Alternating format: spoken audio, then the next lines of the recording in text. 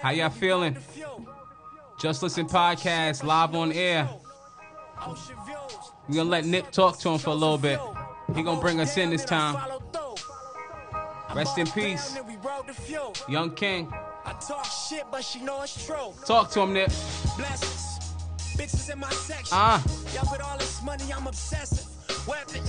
That's just how I'm feeling. Turning off y'all extras. Turning off this bullshit direction. Yeah. Turning up my grind. Waking up to more pressure. Okay. But it's all in your mind. Just Listen Podcast. We're gonna talk to y'all for a little bit. I appreciate y'all. You could be anywhere in the world and you probably are. But for these next 2 hours, we appreciate you being here with us. We're gonna address the culture. We're gonna talk about a lot of fuck shit going on. That's Nipsey Hussle. That's Nip. R.I.P. How dare you? Great, yeah. What's wrong with you? Out the loop. Really though. Out the loop. Don't know who Nip Just is. Listen Podcast. It's your host L. Here with co-host Bear. Yo. Sin. Hey. D's. Like, what am I? These My nuts. God. Mercedes in the building with us as well. We are the Just Listen Podcast. Here on the show, we just talk about, whatever the fuck we want to talk about. We address the culture. We have a good time doing it. We set a lot of things straight. Opie. You know what I mean? What's going on, man? How y'all feeling today? Good. Lovely. I feel wonderful. I feel great. Okay, what you feeling great about? Nick Cannon has sold his soul for $1. Nick Cannon sold his soul for $1. Wait. Before, wait. I thought it's so crazy. That's why I actually knew the music was by. I thought it was like Tory Lanez shooting people. I don't know if I want to start right with Nick Cannon. I'm gonna leave. I'm fucking with Nick Cannon, so I'm not gonna start with Nick Cannon. Let's start. I want to start with something fun. So let's start with some fuck shit. All right. Let's start with Jill Scott. I want to get this out the way because this is fun to me. So I want to start with fun shit. Is it still a big girl summer? Yeah, it's still a big girl summer. So a little background. It's an NFL player. I don't even know who this guy is. I don't really follow NFL too much anymore. Yeah. But it's an NFL player. It's Trash. a young guy, right? And he commented and he said, just asking people's opinion. Do people think Jill Scott is sexy? Is what he said. That's not what he said. Now he said people think Jill Scott is sexy. But he was more so making a statement. It was than like a question. it was a little bit of sarcasm in there. He's trash. But he's basically True trash. asking his opinion on whether or not people actually think she's sexy. What position does this guy play? I don't have those. We need a stat bench. person to just look up stats. I need to know his stats. But I need to know stats. I need to know team. I need to know, But why is does he an that actual matter? star? Because do men feel like this? Because there's a lot, like with Lizzo, right? There's a lot of guys. Because we're gonna stay with Lizzo. We're not gonna do the pretty big girl. Let's just say big girls in general. Heard. Right, because it's easy to say, oh, Jill Scott, we know she has pretty white teeth and shit like that. But what about Lizzo, who people feel is not that much attractive? She's not. but She wait. is attractive. She's attractive in But wait. her own way. But wait. I think her confidence Very offends confident. people, and especially guys. I think it's your ego. Let's Yeah. but wait. Nah, Let not hold at on. all. You're asking. We're asking. bruises the ego. We're asking two different questions here, right? So I think we got to break this down, right? Because Okay. the first issue is not so much whether or not she's attractive, because if that's the issue, then that's just a matter of opinion, right? People can have their own opinion. If that's what the big issue is, I think the first thing is why did he say what he said? Because he wanted some attention, right? He's a fuckboy. Because even if you don't think somebody's attractive, Twitter's not the place to ask that question. Like, you know what I'm saying? But no, I Unless think you when wanna you open ask it to that, the you're just public. looking for attention. but the thing, that's why I said, who is this guy? Right, he just Who looking is for he? attention. Yeah, he wants some Who attention. are you?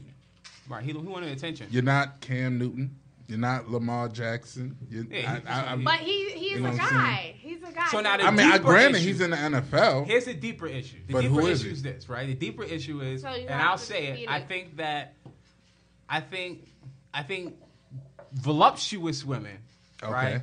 Yes. I think when it comes to that term voluptuous, you can say fat. It's okay. No, I'm not gonna say fat because there's a level. Because I'll tell you when they fat. There's a difference between voluptuous and fat. Okay. Is there? But I think the more money you get, the less attractive voluptuous women become. Okay. Nah, hell no. I think voluptuous women is a poor man's attraction. Heck no, man. Wait, what? Heck And I know that sounds nuts, but this is why, like, our people. This is why black men, when they get money, they find white women, like thin white women. What about Redman? What about him? He was always attracted. Listen, some niggas gonna be real. Some niggas gonna be real regardless, right? It's just real to the core. They got that much influence inside of them. But what I have noticed is that when people get a little bit more money, they want to go foreign. Down. They want to go foreign. That's what they're saying. They want to go foreign. The women, All right, excuse me, I find a little offensive. the women They slim want down. to go foreign. No, the women slim down. That's all. So it's really an Listen, issue. man. There's a guy in the industry right now looking to knock Lizzo off. I don't want to hear that bullshit. He wants to knock Lizzo, but the thing There's is, a lot of people that are attracted. Niggas want to knock Lizzo off because it's Lizzo. You don't think because she's a big girl, it has to just because of her name. Yeah, it's More so Lizzo. than If Lizzo was a regular average chick, would she be? she's still women. If you struggle to get dick as a woman, then you probably stink. Because it's not that hard to get dick as a woman. You just say, "Hey, I want something." There's gonna be 100 niggas gonna say, "I'll give you some." Does that still happen in 2020? Stink bitches like that? Nah, there's definitely stink bitches. oh, absolutely, Damn. absolutely. Well, they said Megan Thee Stallion stink. You think that's why he shot her? Like, bitch, you stink. Wait, you skip. Wait, Oh, no. chill. Wait, no, you going way too far. Her feet Wait. stink, bitch. So Oh, I man. think. No, okay. Yeah, man. I think that I think the more money you get, the less attractive it. All my life, hey, I'm just gonna put myself out there, right? Okay. This some real shit, right? All right. Real Let's- nigga let's- shit. let's- Real let's nigga take- shit. Let's take it to the streets. I'm not rich. We're gonna do it for Little Saint. I'm not rich by any stretch of the imagination. I'm not. I'm not broke either, but I'm not rich by any stretch of the imagination. Okay. So I'll put that out there. But all my life, I've been told that I'm supposed to like big butts. I've been told that, right? The music told me that. Hip hop told me that. I like right? I've been butts. told all my life, right? Yeah, Music but videos nah. told me that I'm supposed to like big butts. Okay. So I grew up thinking that I really, really liked it. And it just dawned on me as I got older, at 30-something years old, that I don't like big butts. I don't fucking like it because I realized... You don't like fat asses. No, man, I don't. I used to Why? say back in the day, it can never be too fat. But no, it can be too fucking fat. So you down with the little booties matter? Little booties definitely matter. It does. Little It booties does. matter. 'Cause you know what I'm saying, right? I don't That's what I- discriminate on the little 'Cause booties. For me, it's all What's a little sex-based, booty, right? though? When you talk about the body, it's about sex, right? Yeah. I ain't talking about your mind, your face. It's about sex. Only your body Okay. is sex, right? So when you talk about it, what does a butt add to sex? Cushion. Emotion. More cushion to the sensory. pushing. The fuck you talking No, about? no, no, no. That shit, and that shit get the clapping on your stomach. See, that's what I don't want. That's the shit I When you don't start want. hearing that shit turns you on real But you quick. like You the start going clap. harder and harder. That's what I don't You better want. pull out your Timberland boots. Hold on, wait. But you like the clap. See, I like the ripple. I don't want to clap. Oh yeah, I Softly mean ripple. when it I like claps the though, feeling. you gonna see all the ripples. I You like gonna see the the wave. feeling. Listen, I'm gonna keep it a I'm gonna thousand. We tell gonna the start the truth. wave. It was the Listen. feeling. I am a decently, averagely endowed man. You understand what I'm saying? No. I watch my dick size, right? I So- understand what you're saying. Okay, so what I'm saying is, I'm here to be 100. I'm out here giving out Right. English shrimp. So, English shrimp. so what I'm saying English shrimp. is, I need all of the hindrances to be out of the way. I can't fuck a chick that got 4 inches worth of ass, because then I can only get like 3.5, maybe 4 inches in you. Yeah, but I need a chick that got like a little bit of ass, so I can give you all of what I got. Okay. Because I ain't got a 9, 10 that I'm working with here. You understand what I'm saying? You need a girl with angles. Yeah. But when it's too much booty, it ain't too many angles you could do. And then when you got a bigger, you got booty, you got thighs, you got stomach, So you got work Lizzo's through. too much ass for you. Lizzo's way too much for me. That's too much. Jill Scott too much ass for you? Too much jiggle for my pickle. Absolutely and not. It's only because of your size. So it's for me. insecurity It's personal thing on for guys. me. So basically, are we going to the fact that big guys shouldn't be with bigger women? That's a fact. Two big people do not believe. Two Y'all start a big people fire. why not? Y'all gonna start a fire. It's like Teletubbies hugging. I don't know. I mean, No. I couldn't agree. Fucking fire. I can agree because even in my years of You can't my even get your 33 angle on, right? years of life, you know what I'm saying? I've only really just piped big girls. I never like wifed them, wanted to date them. It was always the nice slim thick. Them slick. What is slim thick though?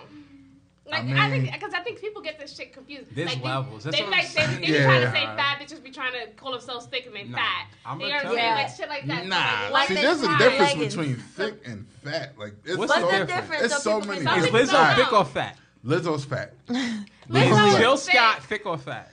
Jill Scott was fat, And what is but she she's now? starting to slim down where she's now becoming more so thick. So it's more so like the solidness.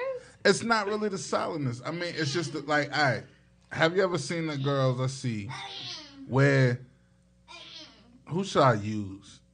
Donna. You seen Black Ink? Okay. Black Yeah. Ink New York, right? Uh-huh. Donna is thick. Right. She's naturally curvy. Too much jiggle for my pickle. No stomach. The stomach is nice, But flat. that's surgery. That is definitely. I That's mean- not natural though. Like Nah, her ass is all but- natural. No, her body is not natural. Meaning she gets slimmed down in her waist area and Well, her stomach. I mean- so it's not fair to compare somebody like Lizzo to somebody who gets surgery because it's not natural. Like if Donna just let her shit grow, she gonna be a fucking Lizzo. No, I just You know what I'm saying? Like, you know what I'm saying? I just use Donna more so to give you the shape of But what I feel most is big thick. most big girls do not. You don't fucking fat nicely, like you age nicely and shit. Like you just fat wherever it comes. You know Because what I'm saying? like I was saying, I only use Donna though, but it's just like a Serena Williams. You know what I'm saying? That's thick. That's not fat. Serena She's solid. is definitely thick. That's She- muscle. she- That's But that's thick as muscle. shit. She ain't got no. That shit She look ain't like got it no will fat hurt. on her though. But I that want to ass ask though, Common if it's this just shit You know what I'm hurts. saying? That's Huh? the difference. I think it hurts. what? Serena, I think that's the hurt. Like I wouldn't want that ass. Man, listen, I'll Listen, body like- slam Serena. Goddamn it. You might hurt yourself. I ain't gonna hurt I myself. don't think that is We gonna wrestle. So softness doesn't matter. I like softness. I like I said, it's each is their own. You know, to each his own. It's preference. Some guys like them super thick, big old ass. You know what I'm saying? They have to look a certain way. They said that was a lot with Queen Latifah's girlfriend. That she was. What's her name? I think what is her name? Who? Queen Latifah. She got Not a Queen girlfriend? Latifah. I'm sorry. The Brat's girlfriend. What was she? But the funny thing, the Brat herself is fucking thick. They She's some amazing. Fires. She is some fire. I Exactly. give her that. The Brat is definitely some fire. We'll see. Listen, man. I don't know, but I tell you right now, Listen, Lizzo is just. I mean, like I said, Lizzo's just honestly, a fucking doof. I hit it. I'm done I ain't with gonna her. fuck. She's just Lizzo's doofy to me. I not hit a it. doof. She's just doofy. I hit She do Lizzo. doofy shit. Yeah, she's a I don't tool. discriminate. I love hit her Lizzo. music, but she do doofy shit. I'll hit what's Jill Scott? Would you hit Fiona Who's Fiona? from Shrek? Shrek's Listen, I mean, you don't Fiona. discriminate, so what's up? I Fiona don't from discriminate. Shrek. I'll say hit, yeah. I'll hit that ass too. Ew. else? We're like, He I likes only the green asked I don't because discriminate at all. That's disgusting. I only asked because I saw this post and it had like Fiona with the fat ass. Yeah. They gave her a They body. said niggas would probably hit this shit too. Niggas I was would like, hit that. Yeah, I might fuck You Fiona. know what I mean? You know what I mean? Niggas' baby moms is ugly as shit, but got a body on them. Oh, man. It's always the ugly girls from the hood. The ugliest girls from the hood got the best bodies. That's what I'm trying to I tell you. cannot. When So I- you smack doesn't it's all matter. it's about sex. That's why like women be out here trying to fix their face. They They know. be out here trying to fix that. Listen, man, it's all about Fixing sex at the end of the day. everything that don't matter. You want to get some. You When the want to lights figure out go how to out- get some. Fix your body. That's When the it. lights Work go out- and you're gonna get a man. This is why men are so simplistic. This is why. This is why. When the lights men are go so out, simplistic. niggas better listen to some Teddy P. Turn off the lights. So Telling you. it's like turning off the lights a thing. No, I mean, I don't care It if they're on depends or on off. how new the relationship Y'all is. be out here. Fucking I don't care if filtering they're on or bitches. off. Well, Y'all you be out here thin. filtering bitches Wait. with the light. Like, Wait. You thin. Huh? You're thin. No, Of it's course not. you don't care. But that doesn't matter. It's I still ain't pulling my titties no, out. hell no, fuck that. Still What yet. you talking about? Because you make it seem like then people don't have their own personal insecurities about their body. You can't say it's because I'm thin. It's because I'm comfortable how I am. The next bitch that look like me might not want the lights on. You comfortable because you thin, nigga. No, Side nigga, note. I'm comfortable because I'm me, nigga. Nah, you the next comfortable 'cause you bitch thin. ain't comfortable because she's thin. Anyway, so Mike. listen, is Jill Scott sexy? That's just a matter of opinion. She's sexy. All to me. women are sexy. She's sexy to me. Yeah, Jill Scott is You've definitely always sexy been to me. sexy from the time you come out to now. Then to turn on, she's a freak. At that, like, That's what y'all really saying. Like, she's a freak. Shit, like, That's why he's hit. How y'all know she a freak? Because she got to make a song about sucking dick. no, listen. Well, How you know she got a song about sucking dick? You listen to it often? I don't know. You know why I'm that going to mic disagree with trick. you? I don't know. That gonna seems so disagree with you. realistic. Watch This is porn. why I'm going to disagree. I'm going to Why? disagree because she doesn't have a fucking man. She damn sure ain't got no. And she's been divorced a few times. Like, I just trying to say, the text might can't not be be that that. fucking good. You don't leave a freak. You know who's a Nah, freak? niggas Jada's will leave a freak. Yeah, Jada's a freak. August is how the nigga act after determines if you're a freak. Nah, fam, you Yeah, can't really say that because you How got the Lil guy Kim, acts after you got Lil is Kim, you got determined. Nicki Minaj They're talks freaks. about sex 24/7. That doesn't mean that they're freaks. And I don't mean she they ain't That doesn't mean shit. they're freaks. Exactly. At all. So Jill Scott's song doesn't mean she's a freak. Nah, I just believe- feel like the status of the Jill- house. I'm gonna tell you Jill how I Scott know a it's somebody. freak. You know somebody a freak depending on how many kids they got.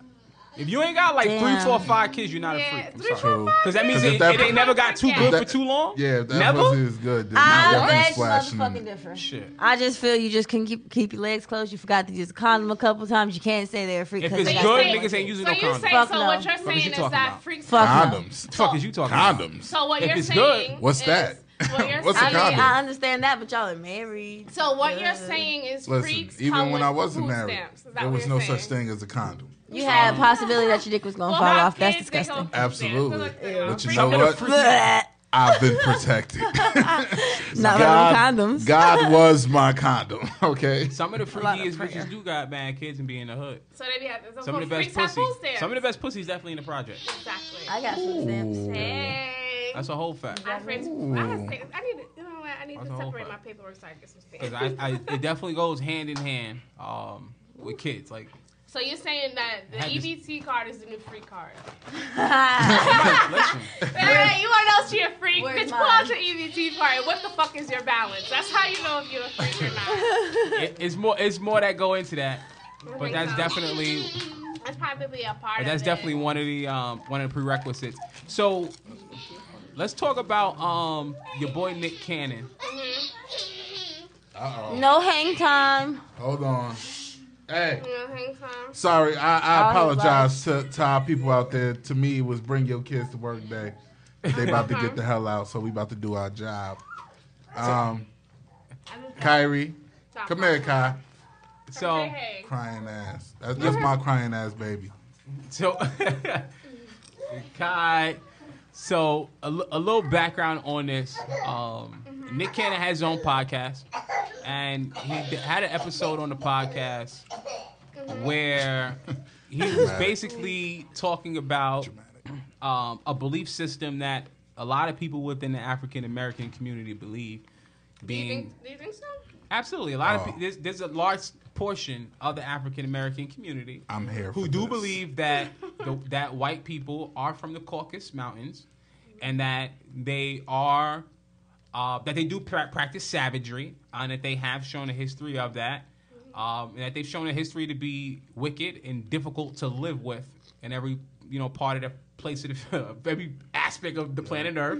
And there are people who absolutely believe that the black man is the original man. In fact, science teaches us that. That sounds great. And there are a large portion of people believe that the black man is superior, right? And when I say man, just black people in general are They are. superior. Talk that talk. Have you seen Mixed Kids? So the background to this is that he mentioned this on the podcast, right? Viacom, who is the company that owns MTV, BET, VH1, WeTV, CMTV, all these networks, CBS, basically caught wind of it and they fired him. Okay. But he did this podcast episode about a year and a half ago. America's Got Talent caught wind of this before, and they fired him. But then that's when he went and started The Masked Singer after that. But now they also own either part of or most of Wild 'N Out, So it's not as if he can move on and move that on to another network. Don't you hate that when you sell your business to these big firms and investors and shit, and they just take that shit over? And the big issue to this, and what people are having, just let me paint the cannon to listen in. Let me paint the canvas. So the big issue that people are having is that after Viacom fires him, he goes on the Twitter rant and says you can't fire a boss, this, that, and the third. And then the day right after that, he apologizes. And when he apologizes, he says that he said some stereotypical rhetoric is what he called it. And he apologized to the Jewish community because they thought it was anti-Semitic. That's where I wanted to touch it. And then Nick Cannon, after that, posted that he posted, that he basically, in a nutshell, he's saying that I made a post. It hurt me to my core, so I apologize to a whole group of people. And I never thought it could get any worse. And then lo and behold, my own people turn on me and basically call me a traitor, a race traitor, because I did what was right in my core. He was like, y'all can have this earth. Good night. I'm out. What that mean? He gonna kill himself? Do you think that, you know what it is? I do doubt you think that part of his regret is the fact that he has put so many black artists on the map through his show? And maybe those are the people that were affected most by them canceling the show. All the people that he just hired. Like, think about all the black actors, to our like, from listeners, YouTube make sure y'all call and influencers. Let us know what y'all think on this situation. Do you think that could be a part of, like, you know what I'm saying? Like, listen, if I love you, I could take the L for you. You know what I'm saying? So I could be like, yo, my bad, I'm sorry, this is da-da-da-da, just to save you. Fact. So I'm going to give him that because he's put so many people on that sometimes you have to you got to bite the bullet and be like, you know what? If it saves your job, if I could save 10, 15 millionaires, right? Fuck it. I could bite the bullet, I can apologize, or I could try to save your job.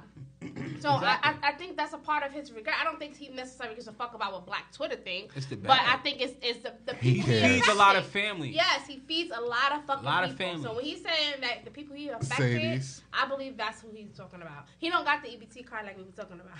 Black people just want to be mad. Oh no. Black niggas just want to be mad at you. No. Hell no! I would not let you say that black people just want to be mad on this one. Talk your shit on this because one. It's very simple. Yeah. Anti-Semitic, just like you said, right? What's that supposed to be? Anti-Jewish. Anti-Jewish. Right? Mm-hmm. And what part of that interview did he say anything about Jewish people? All he said was that he didn't even say white. He didn't even use the term white. He used non-melanated. Non-melanin. No, I mean, but he said he was respectful. He was respectful. Affair, same shit. He was respectful. He said, "Yo, listen, I don't want to be disrespectful, so I'm gonna say it a certain way." That's like if a nigga say melanated people instead of black. We still gonna be offended, nigga. Guess what? Guess what? What? He shouldn't apologize.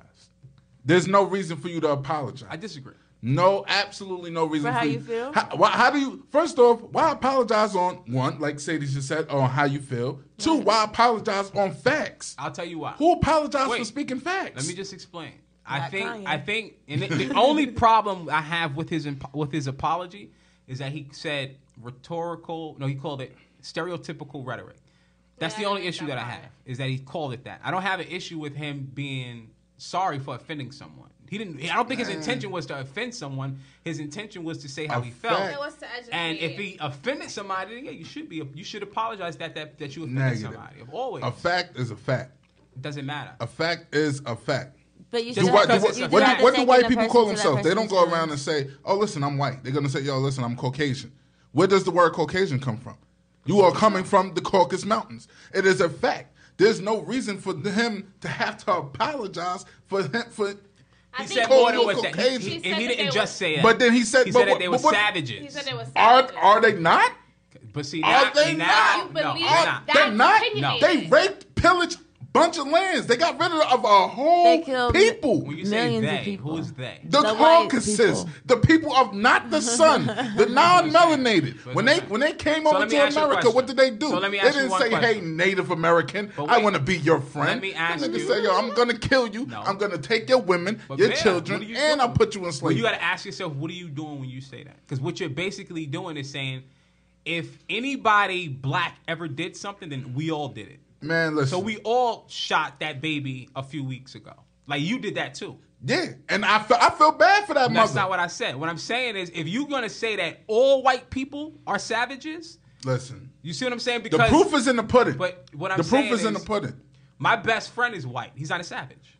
Man. You can't pay me to believe that he is. Listen. You know what I'm saying? I can name a lot of black people I grew up with who's fucking savage. See, but this is what we have to. But this is what we have to stop doing. The point of right now, the conversation is needed. White people, Caucasians, must feel uncomfortable to have that open conversation. Listen, if you're a savage, you're a savage. Face it. Your people are savages. Your people raped, pillaged, and killed innocent people for land that isn't theirs. Do you not understand how that comes across? Listen, I don't care how it comes across. I'm not in the canon. I don't apologize for mine. What I would ask, facts is facts. What I would ask for you to do, right? What I ask for you to do, right? You can Google it right now. Rwanda, 1994. I know about Rwanda. Those are black people who did some savage shit to other black people. Okay. Yeah. So what I'm saying, all black people savages because they. But you want to know what you're doing right now? I'm saying is, you're doing exactly what white folks do. When you start making white people look in the fucking mirror and start actually checking their shit for what they did, they start to go, oh well, what about black on black crime? Or what about this black on black shit? That's what you're doing. That is exactly what you are doing. I'm telling white people to look into the mirror, and then you're saying, well, what about us? I'll explain. It's not about it's oranges and apples. Here's my issue. My issue is we have to start saying exactly who the fuck we talking about. I have a problem. I just said that. No, you didn't. You named. I just said I'm talking about Caucasians. But you named the lady who lived across the street from me. You named the person who lived next door to me. Let's name exactly who it is. Call a name out. Say their fucking name. What? Christopher Columbus? A savage? Let's say the name. If you don't know the name, then we should shut the fuck up. Caucasians? What do you mean? So we have to say who it is. Do you know the name of who shot that little girl or who shot that little baby? If you don't, then why bring it up? But the thing is, I knew I would say something. But the thing is, I guarantee we're gonna find out their name. So what I'm saying is, no, I don't think you will. They cover it up too well. But what I'm saying is, we have to start calling that shit the fuck out. The elites, right? Let's call it exactly out who it is. Bill Clinton, right? The George Rothschilds. Soros, Let's the say Rothschilds. Let's call out the fucking Rockefellers. The Rockefellers. Yeah, absolutely. Let's we can not call them all out. And wholesale say all white people are savages because that's where you lose somebody's people. calling, and that's where answer it. I was letting y'all know because y'all were talking. You know what I'm saying? Oh, we got a caller. All right, hold on. Go ahead, caller. Hi, caller. What's your name and what's your question? And where are you from? This is Dee again. Hey, guys. Hi. Hey, how you doing? I am doing great. And yes, in case if you're wondering, yes, I am black. I'm not a white woman. We figured it out. Yeah, we know who you are. What is your question? It's a question I have in my mind, and this is something that I've been asking constantly. Why, as black people, why do we feel like we have to correct white people? Why can't we promote that white people correct other white people? They do. It's white people. It's white people that are supposed to correct other white people. For us to constantly be like, hey, accept me, accept me, accept me. Hey, Black Lives Matter. It's not going to happen. I think you have to get white people to correct other white people. Yeah. Dee, to answer your question, I think to what you're saying is to let their own people correct their own people. But I think that but that's not my angle. I think as African Americans, those are our people. They come from us. So when you think of African Americans as being a dominant race, the original man, and things like that, whose responsibility is it? It would be the parent.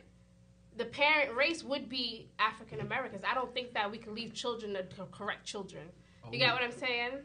So that's my angle from it. Y'all getting nice and racist for me today. That's not racist. That's not racist. But if you're gonna say the black man is the original man, then that means everything from it came from the black race. I'll that's answer, DNA. And that's DNA. I'll answer it like this. You gotta ask yourself something. What do we have to offer? And even if they didn't, why do I have to offer them anything? No, because even if they didn't come from our DNA, they came from our hand. We created them. Why? This is what I'm saying. They didn't offer us anything. That's what I'm saying, right? It's a part of it. It's our responsibility to Hold make on. sure that... I want to answer the caller real quick. Okay. I want to answer the caller. I answer the caller. All right. One, you can't expect the race of people to correct themselves if they feel that they've done nothing wrong. That's the truth. You can't do that. That's never going to work. How are you going to correct something that you feel that wasn't wrong? That's true too. So, but we're assuming that.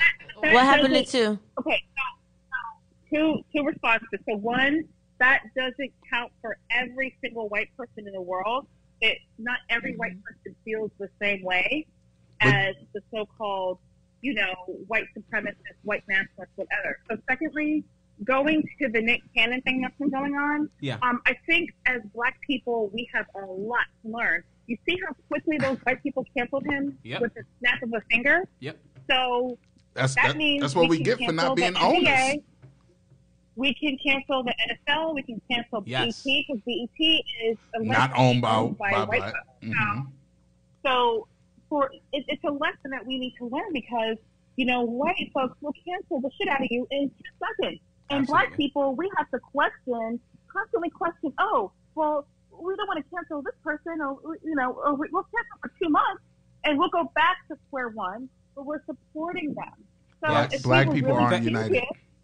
Thank you. We were very serious. Yep. All right, so Dee. that's what I want to say. We appreciate you. But black people aren't united. No, I think that. No, you know what I'm saying. Like, to go to these we appreciate you, Dee. Thank you. As forgiving, I think that's what she basically talked about. Sorry. Like, we go back in 2 months, etc. I think black people naturally we're mothering, and a part of mothering is we forgive easily. You know what I'm saying? No. We do. No, you're right. We forgive easily. Well, we have something in us. Is that mothering or is that I slavery? can't say that that's a bad thing. That's not I don't think that's Why not? slavery. It's slavery. It's something. This is what I'll tell you something about the differences. And this is what I say, man. We really have to scientifically. One thing God is awesome at is he leaves us the evidence through science and DNA that we don't ever have to guess anything. Mm-hmm. So all you have to do is look at the mutation that happened in the Caucasus Mountains. Mm-hmm. What mutated within the white people that made them different? And what are the changes, right? And when you look at those things wholesale, the melanin became... It's deeper than just the melanin. It goes. I don't want to get too deep, but it goes into an aspect that they have recessive genes. An issue connecting spiritually, right? They have a very thick skull. Their skulls are thicker. If you know anything about existence, we're all sound, right? Mm-hmm. So there's certain types of sound waves that they can't pick up. Right. So they can't pick up emotion in talking. So if I'm talking to you, you can pick up whether I'm angry, aggressive, this, that, and the third, right? That's the way it bounces off your skull. Because they have a thicker skull, they don't necessarily pick up on those things. So you might be talking to the officer in a very calm way, but it's just how he looks at you is how he perceives the sound. It doesn't matter how calm you are. So when shit happened to Elijah, and he's saying, I don't do any of this stuff, because they saw black, it came out angry to them, right? Mm-hmm. That's just scientific. But that's not a sound. That's just a color. It's sound, but you gotta understand, everything is sound. Mm-hmm. This thing right here is sound. It vibrates at a certain speed, which makes it exist, right? So, and I don't want to get too scientific with it, but you just have to get into sound. God is sound. He sends us waves through our brain through sound. They cannot, or they have a very difficult time hearing God. So when I say that they don't necessarily have compassion, they have to be taught it. Mm-hmm. We are born with it. We're born with compassion and love. Mm-hmm. If they're not taught compassion and love in their household, they'll be raised without it. They have hate forever, really. So what does that make them? So what I'm saying is this. Fightful. Sounds like savages to me. Sounds very savage to me. No. What I'm saying is this, right? Just because somebody has a defect, you can't throw them away. Because if that's the case, they do it. Do we throw away our babies because they're born with a defect? They do it.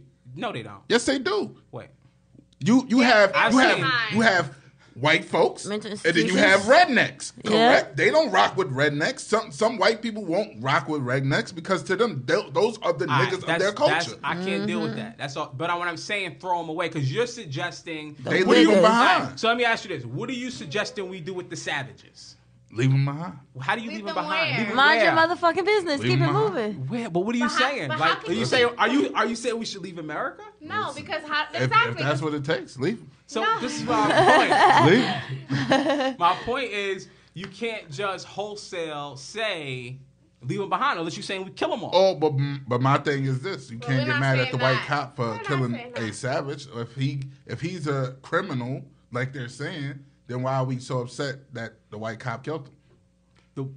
This is why I'm saying it's a much bigger issue than we could imagine. But deeper than that, and I don't want to get too racist because it's not. I don't want to. I don't want it to come off so racist because I'm far from that. But all I say is, we as black people, what we have to offer is what we don't have anymore, which is our spirituality. Right? They lead right now because they can lead us in science, they lead us in engineering, they lead us in mathematics, they lead us in what we need for the future. And what we have is spirituality. And what we have is their spirituality. So they cut us off from what we actually can offer. They lead us in what we don't know, you know what I'm saying? As of right now. The thing is, we have black people out there that's mathematicians. Who are they taught by? The white man. Right. See, they're not all taught by white people. The real question, you got people who are just naturally gifted like that. You got people who come out and actually be just born a fucking genius. So and guess what happens? I have a question for Bear. Somebody snatched him right up. What's that theology, right? Huh? Do you believe... Wait, what allergy? The theology of the white people being savages because they sack and rape and harm, violence against people. Okay, they use war. Right, yeah. Okay, do you believe that Tory Lanez is a savage? Tory Lanez is a motherfucking savage for shooting Meg Thee Stallion. Tory Lanez, you are a savage for shooting Meg Thee Stallion in the foot. Is there something in that fucking lean that's fucking up your melanin that you out here shooting bitches in the foot? First off, grown men don't lean. Y'all need to stop it. Y'all are fiends. I don't care what they say. You are a fiend. If you are leaning, Molly, whatever, you are lean a fiend. Is a drug? You are a crackhead. That's what you are. You are the modern day crackhead without actually smoking the pipe. You think that is the lean of the crack? Hell yeah. Molly. It's heroin. Yeah. It's heroin. Let's just call it what it is. It's liquid heroin. It's just you drinking it instead of shooting it. But it's heroin. But anyway, that's crazy. Getting into Tory Lanez, here's something that I think is like really not even funny. It's just crazy about it. And this goes back to our conversation last week about black women feeling unprotected. Oh, I thought you were gonna say bitch ass this. Like, yeah. Well, that too. But the question that still rises is why? No, wait, that's not my thing. My thing is when we found out that Tory Lanez shot Meg Thee Stallion. Allegedly. It's still allegedly. We didn't find out. That case is not closed yet, guys. It's still we haven't found out the whole story. When we found out that Tory Lanez shot Meg Thee Stallion, the first thing that came to me was it was funny. It was. Because you know what movie came to mind? And that's why I posted the goddamn meme first. Y'all owe me for my meme, by the way. I thought back to Harlem Nights. And this is why I say, and I'm going to keep going back, black women should feel unprotected. Why the fuck is it funny that a man shot a woman? It's not. If this was another man, we'd be like, yo, he shot a nigga. It's the way the story... My question is... But because he shot a black woman... we think it's funny. I don't think that it has anything to do with race. I think it definitely has to do with the pinky toe. Like, it was just the area of being shot. Like, who the fuck gets shot in a damn pinky toe? To answer your question. What's his question? He's saying that George Floyd... He's asking, do you believe that George Floyd died because of racism, police brutality, or both? And to me, it's both. Both. It's both. It's the fact that a lot of these police officers that are in our neighborhoods fear us, and it ends up where we're not allowed to walk down the street, we're not allowed to jog, we're not allowed to talk back. You know what I'm saying? If we resist arrest, we die, pretty much. Like, resisting arrest should not be a death sentence at all. Getting pulled over shouldn't be a death sentence. Yeah, he didn't resist. But the thing is that I want everybody to understand is that when it comes down to these police, I don't feel remorseful because you know the job that you're entering. Everybody knows that you're going to be dealing with people who are naturally at a heightened fear of you guys. Their reaction is just automatic to where they react to police. Once they see a cop behind them, the first thing they do, shit. They start checking shit, making sure ain't nothing out. That blunt out. You know what I'm saying? Put the blunt out, whatever, or put the drink down, it's whatever. anxiety, yeah. You know what I'm saying? Or even if you're not doing anything, the first thing now that you have to question is, am I going to make it home? Yeah. Because now dealing with police, you have to ask yourself, am I going to make it home? I think Great question though, Brad. Which is a white guy, by the way, that I played football with. So going back to to answer that question, I mean, I wanted to add on to that. It's systemic racism. Ultimately, it's the fact that if George Floyd was a 50-year-old lawyer, he knew that there would probably be a repercussion for killing him. But because he was a black man, there is no repercussion for doing it. So it's probably a deeper reason for why he did it, but he felt it was okay because it was a black man. Yeah. You know what I'm saying? He deserves to get his ass beat. He needs therapy. I think the cop? yes. And the reason why, the reason they why, all need reconditioning. But you talk about, like, okay, maybe so, but what I'm saying is, in order for you to understand the level, the mentality, you have to sit down and have a conversation. And people have to read to understand that's the key what word. his mentality was. Right now, we're putting our own perception of what happened in our knowledge of things in his mind. But you don't know what he was thinking until he says, this is what the fuck I was thinking, and why he was thinking. It's always who, what, when, and why. So I think that when we're thinking about a crime like murder, oftentimes you want to know, like, damn, why? Like, you why know what did it happen? Like, what was going on in your head, and why do you think the way you think? Yeah. Because that's the only way you could correct it. Because there's a mass people that feel the same exact way that he feels. But I personally feel if for certain people that do stuff like that, they also trigger certain things in themselves, and they start doing shit. Like I think that this they shouldn't have to go that deep. This is one of like the issues. But he may not know. Like, you understand, like, when you grow up as an adult, it takes you so. Like, let's think about us as adults right now. Mm-hmm. And our behavior in our everyday life. Okay. Oftentimes, I don't know, like, the older I get, the more I think about how things triggered me from childhood to now. Yeah. And it took me, I'm about to be 33. So imagine 33 years, I'm just reacting to something and never thought, why the fuck do I act like that? Facts. So that's what I mean by he needs therapy, because I really think that there's some things that we need to discover as a people. So then the world needs a real conversation. Right. between the races. But a professional one, not an emotional one. Yeah, like I said, we actually need. The thing is, we all have to take that deep look into the mirror, and then honestly, it's realistically, we getting our people suffer from PTSD. It ain't gonna happen.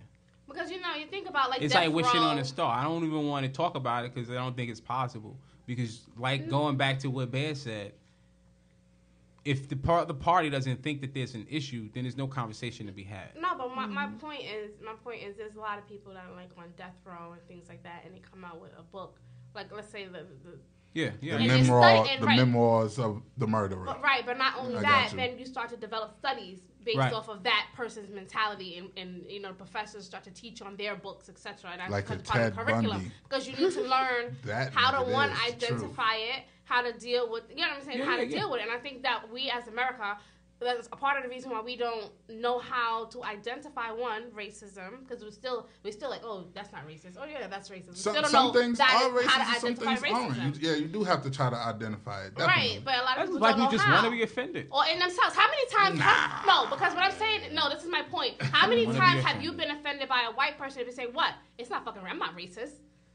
They don't, you know what I'm saying? So identify within yourself, one, that I'm being racist, or one, that a person is being racist. So a lot of people say, I'm not fucking racist. What the fuck are you talking about? I have a black girlfriend. I have a white girlfriend. I'm not fucking racist. This is how I fucking feel. But you might say, no, that's fucking racism. So what I'm saying is we have a problem in America on identifying what the fuck actually is a thought versus racist behavior. My thing is this. When I touch like on a lot racism, of people gonna call Nick Cannon, the white people he's a fucking racist, and a lot of people say he's not fucking racist. They're gonna say he's racist. Right. It is racist though, but by definition it's racist. My thing is this, and this is why I'm mad with Nick Cannon. I'm mad with anybody.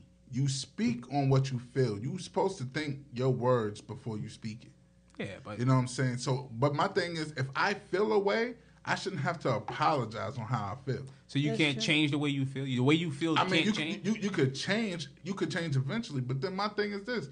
I'm not going to apologize for it. If I spoke it, yeah, nine times out of 10 I meant it. If I said something and then later on I realized that what I said was wrong, I would apologize. You know why I agree with him? I agree with you. You know why? Because it's like right now with those racists out there, right? They out there doing the marches, doing the protests, right? That's a bigger issue, men. People in general who have a hard time apologizing. But it's not really apologizing. I just don't feel I need to apologize for something that I feel. Okay, I understand that, but I feel like let's for instance bring 1 second. Let's for instance bring on a black leader, right? A popular black leader. We talk about Malcolm X. Who was very militant and headstrong and unapologetic until he explored the world, other races, and he apologized. So my point, if you're going to give Malcolm X that pass, you got to understand, maybe Nick Cannon was like, yo, maybe I was fucking wrong. Man, I don't think like that no more. And that's okay. That's okay. Mm-hmm. So that's what I'm saying about giving him that. People take the call, but I wanted to make that point. There's a lot of people who are very militant for a period of time, but as they explore life, because that didn't happen until he went to, what, was it Israel? He went to Mecca. So until he went to Mecca, that's when he changed his thought process. He explored the world, other things outside of the USA, and it's like, you know what? These people may not be fucked up. I'm sitting next to this motherfucker, and we good. He changed his thought process because he realized he was being lied to. Everything he was taught under the teaching of the Honorable Elijah Muhammad, where he was saying that that Allah would not allow any white person into the religion of Islam. Okay. And then when he went over there and actually seen white people practicing the religion, and then they actually broke it down to him as in, the religion is bigger than race. Okay. And then that's when he came back with the new ideology of, you know what? If you believe in Islam, you are my brother. Okay, but why is it that Nick Cannon, because what Nick Cannon was saying is a fucking belief. That's 5%. That's the way of life. That's a belief. So what I'm saying is, why could he not have that same epiphany after he made that statement? Like, yo, man, why could he not have sat with somebody who taught him that? Because was like, he's only apologizing because his dollars is now being affected. No, I don't. We don't know the answer. So. I think I honestly think he apologized because he offended people that he didn't mean to offend, and he wanted to apologize to the people he offended. Well, and I don't think it's something wrong with that. Maybe he felt like, you know what? Maybe I looked at it fucked up. Maybe they're not all. If you said some shit, and later on you realize that what you said was wrong, and if you could do it all over again, you probably would have said it differently. Right. Then you apologize. So then the fact is, then you have to tell him that don't speak facts. Then no. What you're looking at is a time period, right? It's not. But when you think about his 24 hours or the time he made that statement to the time that he fucking apologized, I'm sure a lot happened where he was like, hold up. Maybe I didn't understand my impact, or maybe I didn't understand my words. Maybe I didn't fucking mean to word it. How many times we say some shit on the podcast like, God damn, I didn't mean to word it like that. Came out the wrong way. You know what I'm saying? Like, so I could accept his apology, and I could still be like, okay, cool. Because this is still the same fucking person you was bigging up being on the front lines a few episodes ago. So, okay. You know what I'm saying? But so then pretty much, are you apologizing for being on the front line? See, no, he never said that's basically what he's doing. He said what he apologized for. He was very specific on what he apologized for. I don't apologize for speaking your truth. I don't care what anybody. I don't care about the racist guy who's out there who's on Twitter calling me a nigga because he don't like my thoughts. You know how many people is don't hide behind you calling me a nigga. If you're a racist, don't hide it. But at the end of the day, he's I'm not a racist. But at the end of the day, he still said it. He apologized, and you still can't take the shit back. So everybody knows what the fuck you said. Your apology is either relevant to some people or it's fucking not. I'm happy he apologized. 9 times out of 10, the people that he offended. Did it make Viacom say, all right, here you go, you're back? They still don't fuck with you. They still gonna say, yo, listen, whatever, my nigga. Like, it's nothing else you can say. So my thing is, if somebody calls you a nigga, right, or not even to your face, because 9 times out of 10, your reaction, they're never gonna say it to your face. But the ones that's out there calling you a nigga, say on Facebook or whatever, and then that person, the next thing you know, now that person's job is on the line. When do they start apologizing? They only apologize when shit start fucking up for them. So that's what I'm saying. With Nick Cannon, he said what he said. He was standing on what he was saying until them niggas said, yo, you're fired. Your money is coming with us. You ain't getting wilding out. Next thing you know is, I apologize to the people I've offended. That's one narrative. But another narrative could have been, we're talking about Nick Cannon here, right? So I'm sure his social group was heavy. Was very diverse. Right. So maybe he got a few calls from his white friends like, yo, do you really fucking believe that about me? You know what I'm saying? Like, think about his circle. He's not a small circle. Kids. He got white, he got mixed kids. kids. They're just babies. So understand. Well, his wife is too, after that time, a lot of people heard the word. I was like, yo, nigga, what the fuck you just said? Or like, you know what I'm saying? That's how it you can be offensive. Yes. And it's okay to apologize if you offend somebody. And the reason why I say it's okay to apologize if he offends somebody, because had we been offended as black people, we want an apology. That result. The problem we have is we don't get that fucking result. We don't get cancellations and all of that shit. That's why we salty. Because we don't have all that shit. But you know what I'm saying? But every time somebody came against a black person, if we got that fucking cancellation and shit, we be on that shit. Like, yeah, absolutely. Don't fucking open your mouth against our people. So I respect it. Yeah. In a way. In my spiritual journey in my life, first of all, I was born 5%. Right? I was raised 5%. I've been Christian in my life. Say your name? I've been Muslim in my life. I've been Jewish in my fucking life. And now I just practice spirituality. So at any point in time, I could have easily said, I think every white person is the devil. Right? So do you ask me that right now? If you ask me that, I'll get into that. If you ask me that right now, I would say, no, I don't believe that. But if I would have said that at 18 and somebody said, I was offended, I said, I apologize, I offended you.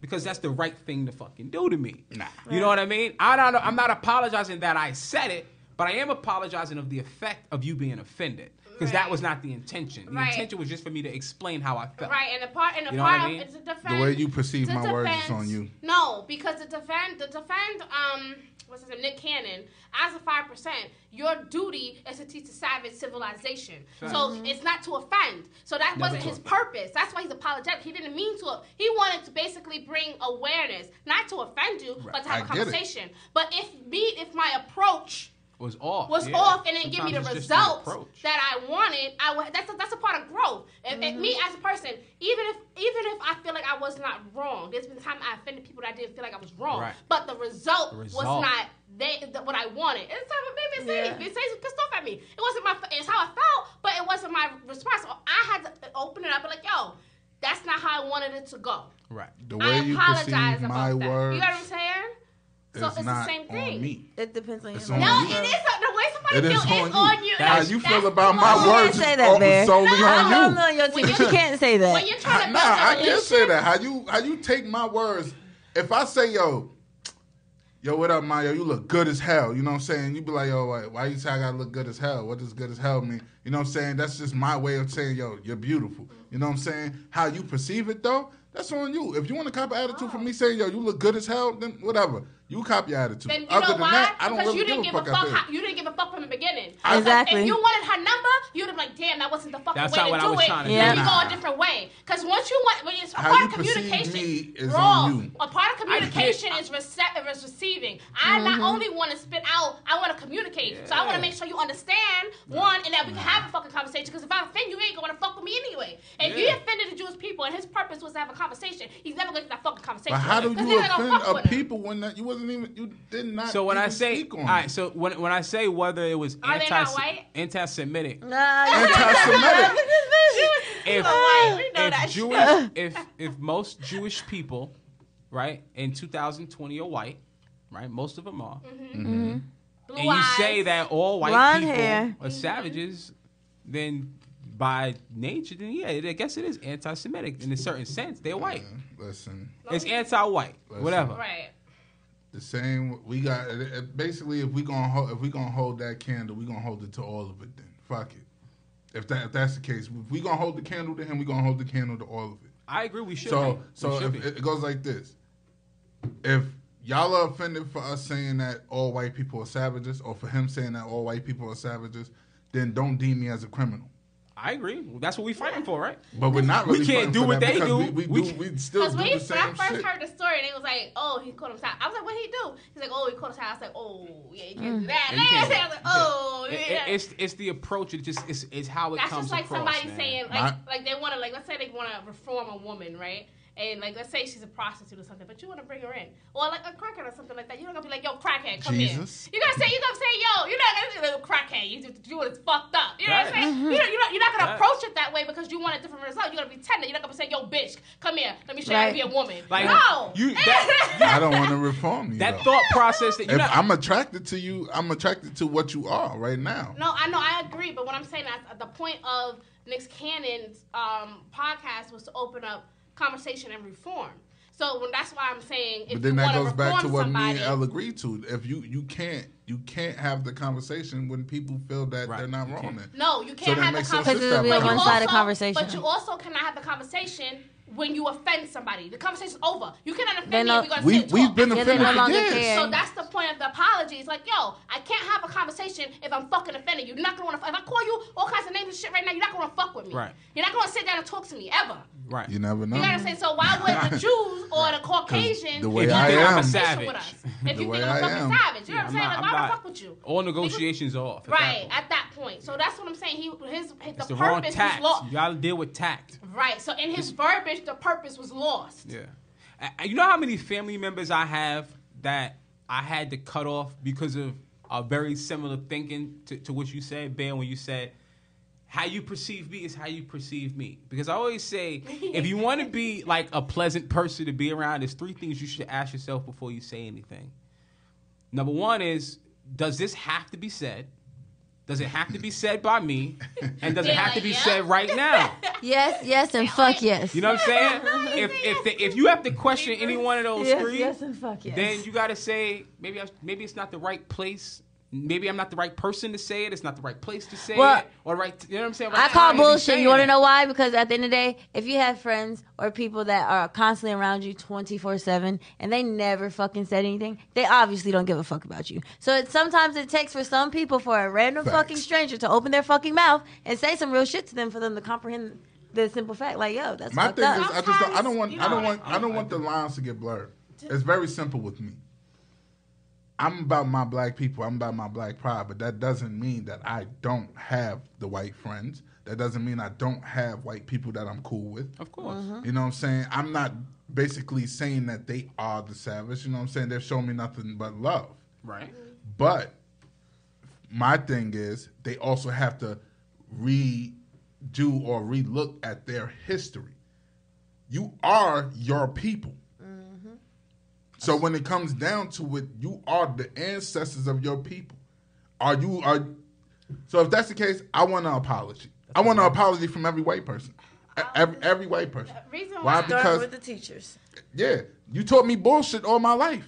See, this is rough. The reason why I would disagree is because I feel like you're not your people in a certain sense. Mm-mm. You start to develop and enhance in your people. You grow you your are race. your ancestors. Because if that's what you're doing right now, think about that. With your spirituality, that is your ancestors. Think about what you're saying. Okay, no, because to a certain extent, like let's bring it down to realistic scenario, right? Mm-hmm. Because that's just like saying we're our parents. No, we're our choices.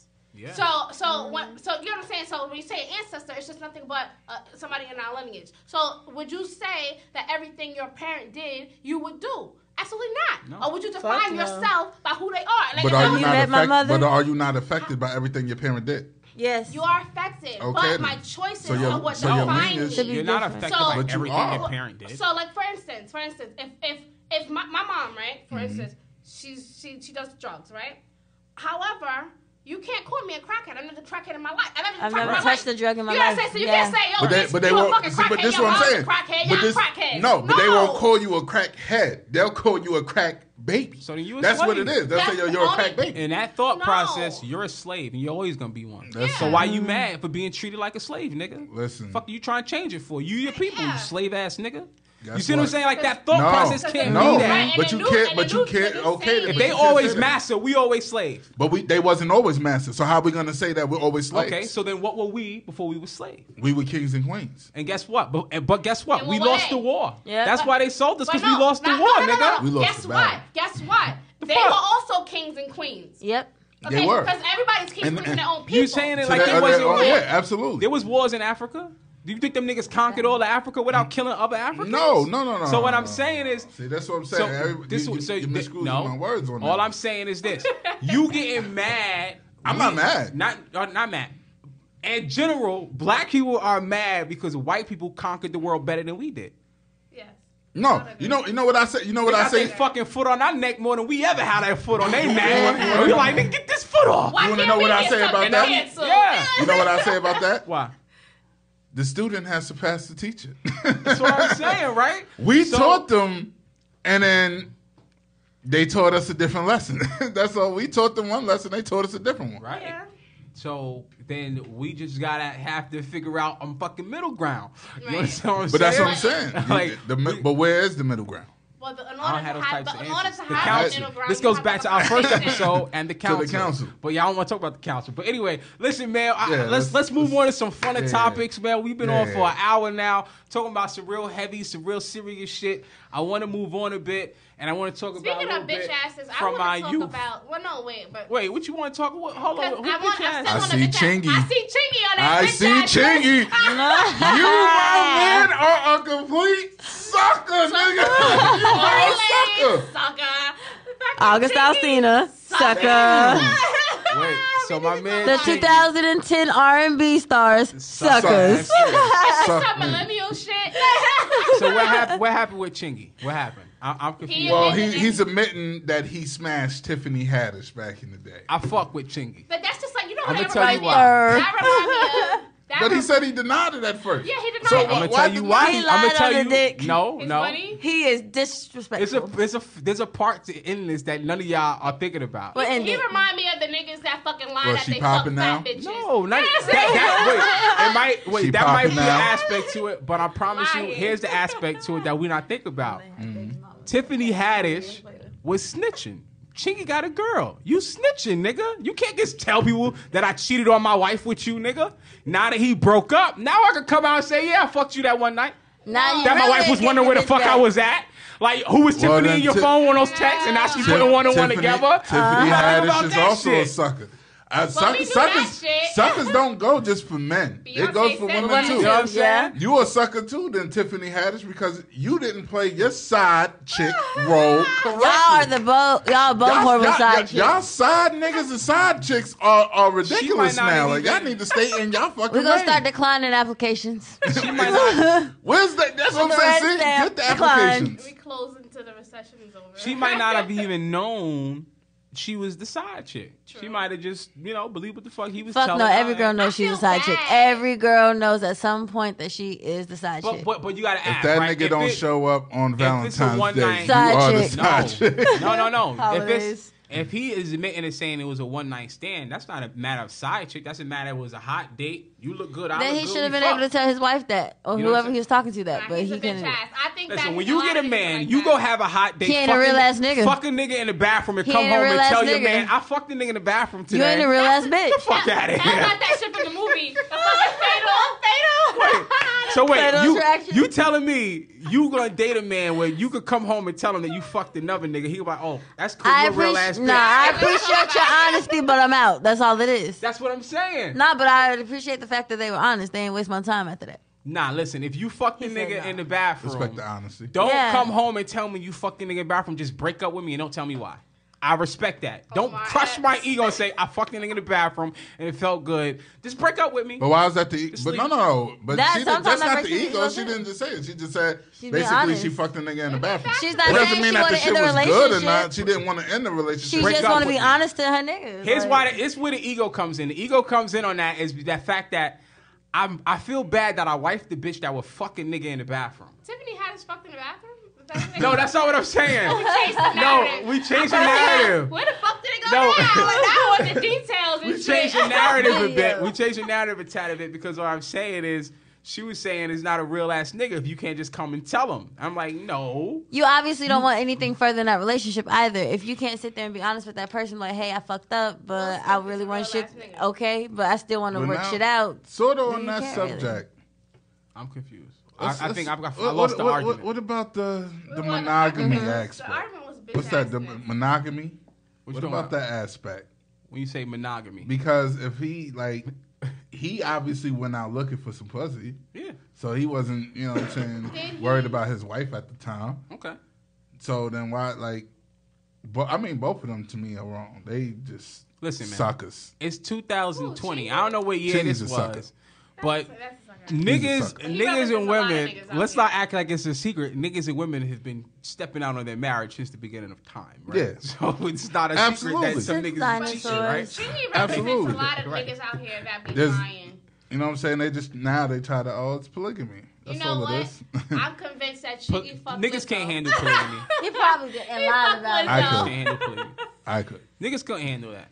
It's a bigger commitment than you could even imagine. If you can't handle monogamy, you can't handle polygamy. Because polygamy is you marry a few times to a couple of them. If you can't handle one marriage, how the fuck you gonna handle two? Yeah.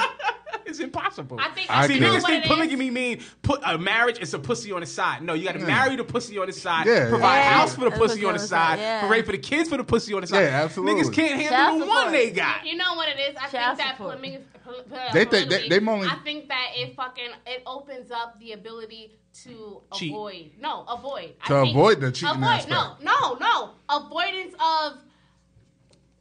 of human relation.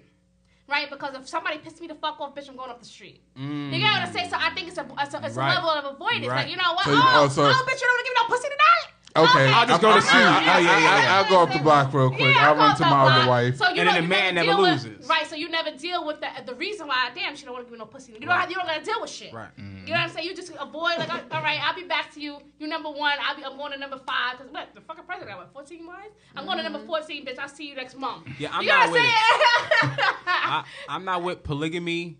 I mean, if there's an agreement between those people in that culture, then that's cool. That's the way that they raise.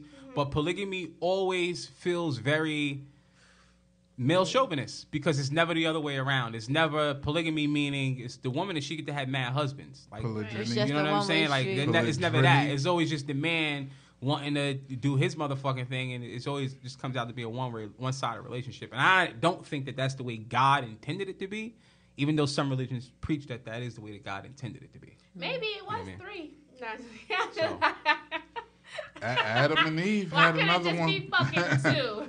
Adam and Eve had another bitch on the side. What was her I don't name? believe it. Lilith.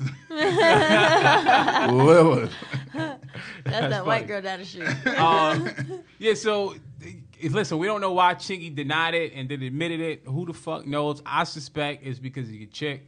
And if that's why, I salute. That's real nigga shit. I did the same thing. Fuck it. Yeah. Stop snitching. And please, just stop. Not only stop switching, stop being so aggressive. To Messy. women. Trapping like Tory Lanez, fucking shooting people. Like, how the fuck you shoot? You didn't just hit her. You fucking shot her baby toe off. Like, we're talking about like think about combat, right? Because like I just feel like you gotta be fucking ready. So not only are you combating in like relationships, you gotta combat with the fucking Black Lives Matter and shit. Which I want to hear combat band. Do we have to go on fucking dates with combat big gear on and shit? You better be ready. Your mask, your You better vest be and ready. shit. Like, you know what? All right, I'm here. You better be ready. But my thing, like I said, is just we want to know this, the backstory on this. Like, what was the reason of you shooting her? She hasn't said it. She said she felt unprotected. But bitch, what happened? Tell us really what the fuck But my happened. thing is, so if you felt unprotected, why did you try to protect him from the police? I'm gonna What say the it fuck like is Kylie this. Jenner saying? I just want to say this, right? Who? Does everybody know what a stallion is? The dick. That's why she's So hold protected. on. What kind of horse is a stallion? It's I'll read the exact A definition. male horse? An Yeah, a male horse. You gotta uncastrated call her fucking adult nigga. I can't male say- horse is a She's stallion. transgender. Oh. So you think that she I got know, signed give and a told fuck. her she Y'all gonna- transgender? She was Listen, probably man. So- She's Y'all a not gonna savage. get me banned. Y'all not gonna get me canceled. Tory before got Roger episode 10, protected. nigga. She But told listen to y'all. what I'm saying. She told y'all in the name and nobody gave a How fuck. tall is Megan? 6 something. A man. She Amazon, supposedly. Nah, hell no. Tory You don't Lanez see is 6 fine. foot bitches Supposedly. walking around here. Wait a minute. She's an Amazon. But You Tory got Lanez is Amazonian woman. Tory Lanez is 3 Like feet. 2 feet. No, 5 something. He's a little nigga. So like, When Tory Lanez got booked, his height was listed as like 5'7". 5'3" or some shit. All right, Alright, 5'7". All right, so he Okay. listed, but whatever. When he was booked, it listed as 5'3", 100 and like something pounds, right? 160 Oh, she pounds. tossed his salad and he got mad and shot her in the So tongue. Tory Lanez is 5'7". Megan Thee Stallion, I think, is 5'10", if I'm not mistaken. But Megan Thee Aaliyah. Stallion's got some hands stay on away her. from these fucking. I don't know if anybody ever Leos. looked at her hands. She's got some serious hands, and she's got about a size 10. Serious. Men's size 10. So you're saying Megan Thee Stallion's a nigga? I'm not saying she's a nigga. But What are you saying? What are you saying? You brought up the fucking male Roger stallion. protected. But she But her name has a purpose. Are you trying to say that he shot her toe because she whipped out the dick? But Roger Protector. Do you know who Roger Protector is? Yeah, I'm going too far. But wait, let me just say something. Do you know what it means to be castrated? So if you uncastrated, what does that mean? You aren't. You kept your. Means you still got your shit. So. Okay, so you all I'm saying is, what would make a nigga shoot a bitch as bad as Megan Thee Stallion? You know what I'm saying? The fact that finding out that she was like, listen here, Tory, we've been friends a long time. That bass hit out her voice. I think it's time to take this to the next level, Tory. You think they were drunk and shit? And he grabbed and felt the fistful of nuts. He grabbed twig and berries and said, bitch, I'm gonna fucking shoot you. Roger That's a scenario, Podacter. Listen, man. You know who Roger Podacter is, right? I have no clue who Roger Podacter is. You never seen the movie Ace Ventura: Pet Detective? Yeah. A long time ago, but yes. So in the movie, right? Yeah. Lois Einhorn was an actual man. She's a transgender. A word? Transgender man. She was a detective. So what was going on? She was working the case. Roger Podacter was a part of the Miami Dolphins team. Yeah. Right? She met him in the hotel room. They was getting ready to knock the boots. Uh-huh. He found the twig and berries. Uh-huh. She threw his ass out the window. Exactly. So you feel it. Listen. That nigga felt it all and said, I can't kill her because I'll be going to jail for life. But I'm going to shoot you in the fucking foot, though. You going to feel some pain tonight. But, I mean, that's the scenario. It's not unrealistic. It's not far-fetched. That's the crazy shit. I hate that you brought it up because it's not so far-fetched. I'm like, I can kind of see I am one of the men out here. I need to see a birth certificate. I'm one of the men out here that have been saying, and Sin will quote me, I have been saying, I think Megan Thee Stallion is really Michael the Stallion. I've been saying it. It's something about her when I look and I say, I'm not attracted to that. What about Michelle Obama? No, absolutely not. That's all women. She's a woman. It's something about her when I look and I say, I'm attracted to it. I don't know, man. I don't think. We're not gonna do this as black women. I don't think I would mistakenly call my wife Herman, knowing her name is Hermia. I'm not gonna say Herman. I can't look at her thighs because I really don't know the truth. Wendy's just nasty. I don't know what it is with Wendy. Wendy Williams? Oh no, she's. Ugh. I just can't.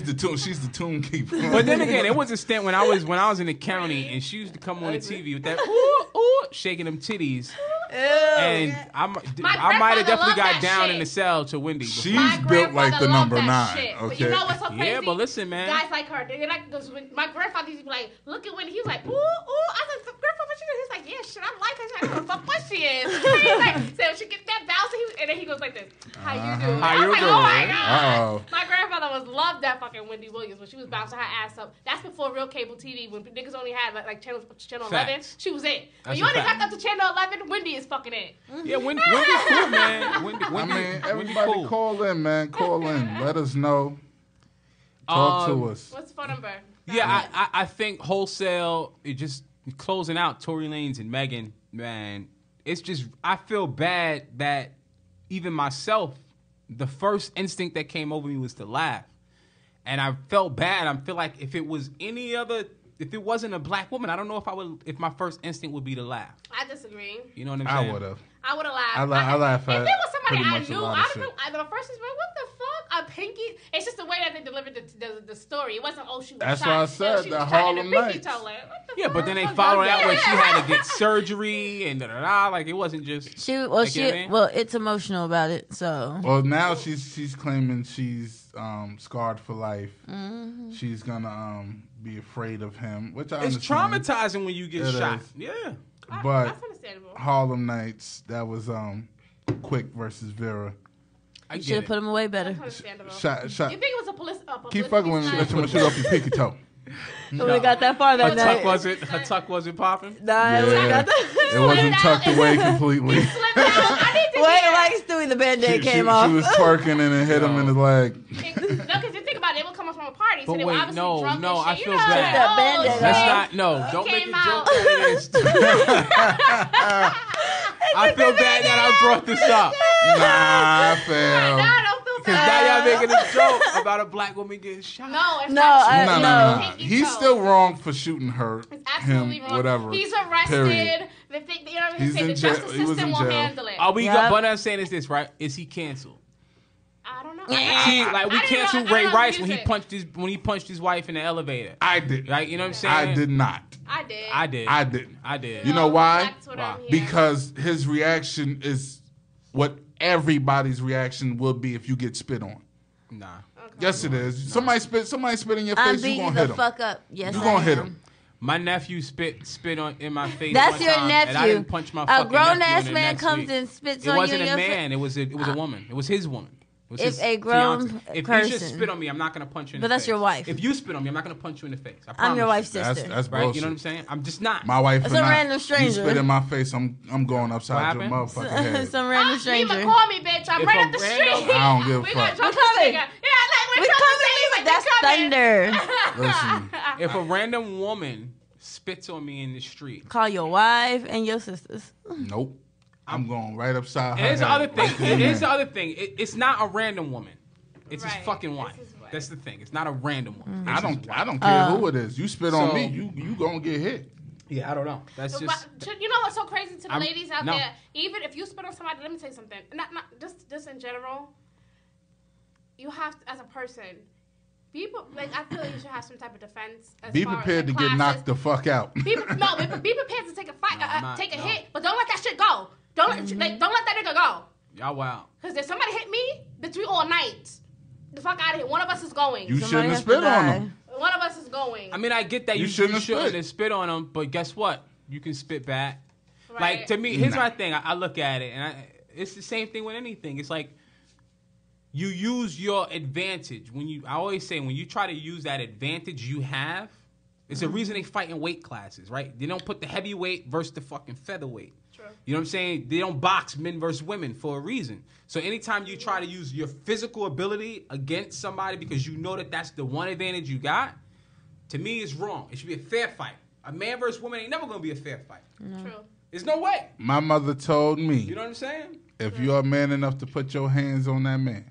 I mean, if you're woman enough to put your, you know what I'm saying, you want to act like a man, you're going to take that ass whooping like a man. Well, you know what? Like my father told me. Parents grew up in a different time where certain things were legal, like women, and were before. In 1950s, women got rights, right? So if you're born around 1940s or something like that, your thinking is not all the way there as far as what's right or wrong on human behavior. Right. It's not okay to spit on somebody, but it's also not okay to use unequal force. Right. That's why you can't just go shooting motherfuckers. That's why you can't just go shooting people. Absolutely that's not unequal. Because you got a gun on you physically assaulting me. I don't care. You physically assaulting me, you are liable to get hit. I'm not saying you're gonna. I need to shoot you for spitting on me, but technically, shit, why can't I? You spitting. Did you see do you know the punch we talk? He punched the shit out of her. You spitting is chemical warfare. Player. This isn't like a regular guy. This is a fucking NFL football player. You spitting on me is chemical warfare. He punched her fucking face in the next week. He on that fucking elevator. He uppercutted her. He hit her like Mike Tyson and Peter McNeely. His fucking wife. So did you cancel that bus driver? What happened? Did you cancel the bus driver? What did he do? I'm canceling any man that's out here hitting on women. Yes, you spit on me, you getting hit. Cancel. I don't care. Yeah, I'm gonna cancel that one. You spit on me, you gonna get hit. I can understand. Obviously, I got to get you to stop spitting on me. I will push you. I might grab you. I'll push you to the side. I am not going to wholeheartedly cock back and knock you the fuck out. I'm just not doing that. You physically assaulted me with a weapon of mass destruction. That's why, you know what's so crazy? You spit on me. That's chemical warfare. I don't play that. You know what's so crazy? That's why I don't play that. It ain't chemical warfare when she was rocking his fucking mic. That play fighting and shit like that. I don't like that shit. Don't play fight with me. Don't act like you want to. Don't tell me you going to punch me in my face. I don't play that shit. Okay, because it'll go down from you just talking to me like that. Don't fucking talk to me crazy. Don't say you're going to put your hands on me if I did something. My mother told it's gonna me be a wrap. Any man that hits a woman because it's behavior. is a bitch. It's behavior. And I never wanted to be a bitch. Like, my thing is always want to make my mama proud.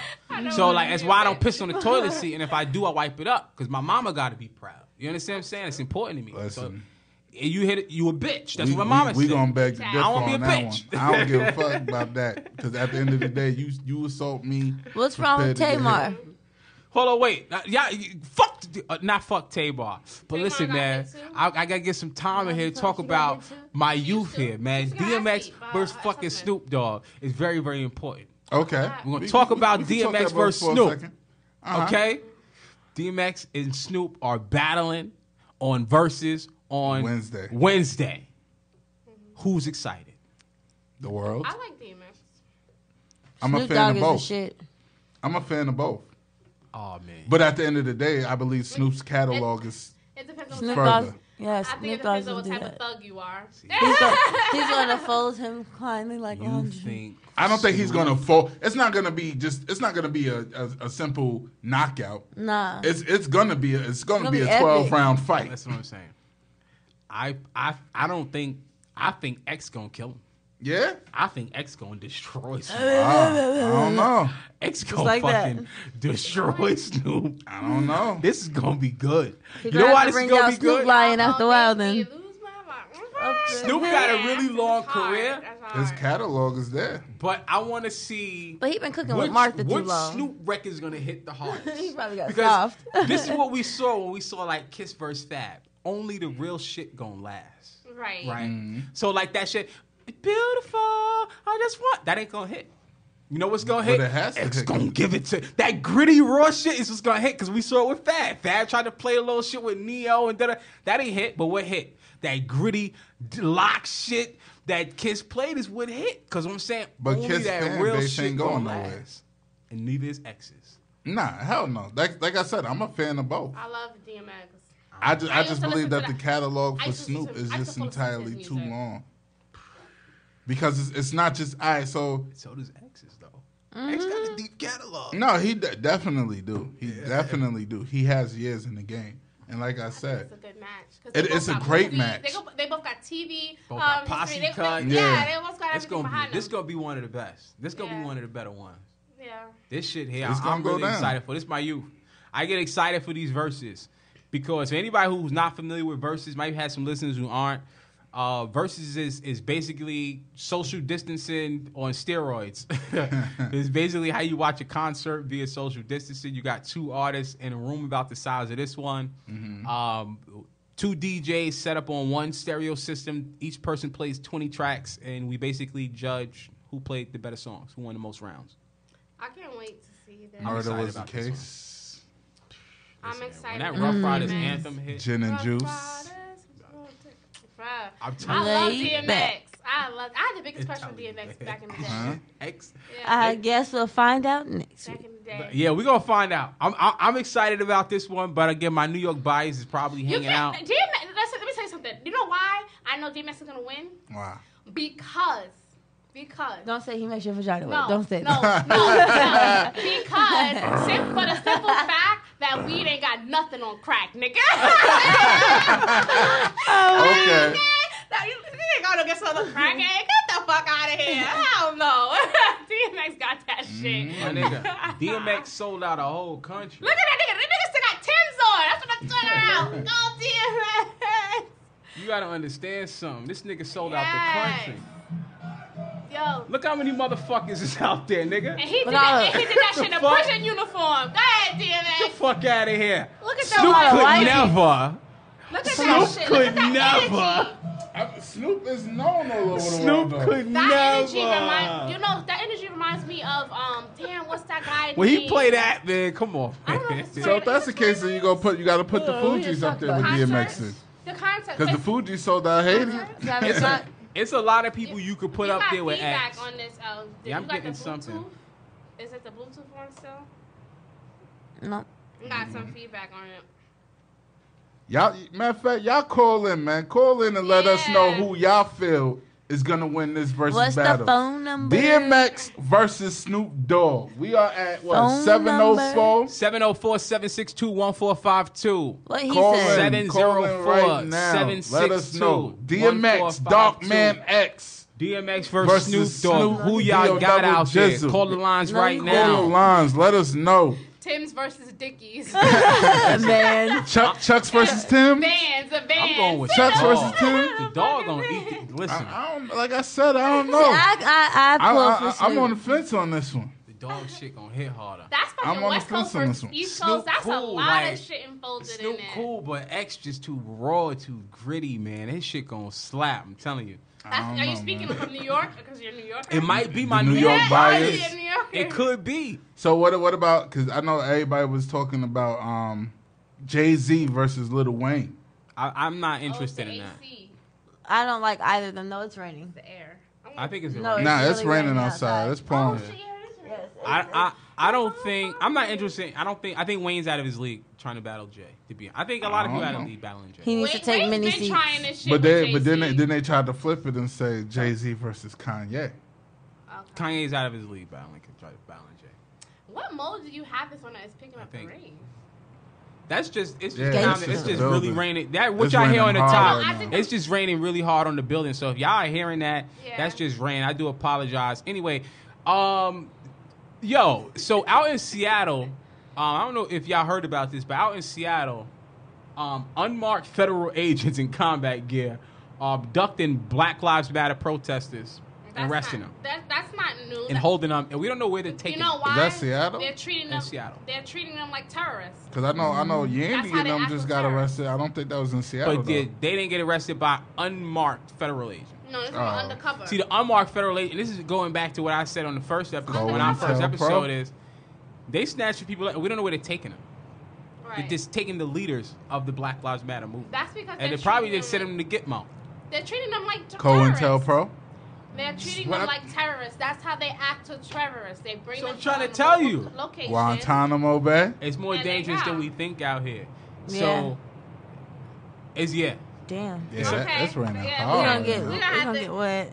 It's picking up, so we might as well just. Yeah, so we gonna. We rock your windows. Everybody got their windows up. Yeah, the windows gotta be up. Okay. So we're gonna look more into that, man. But they absolutely abducting people in Seattle. We got to figure out what's going on with that. Well, I mean, what was going on in Seattle was they actually took over a portion of the city. Right. So before, that's probably why they're doing what they're doing now illegally, because you can't allow people to take over an entire city. You know what I'm saying? Like that's the way they're looking at it. That's where the war aspect come in. You allow these people to take over an entire part of a city.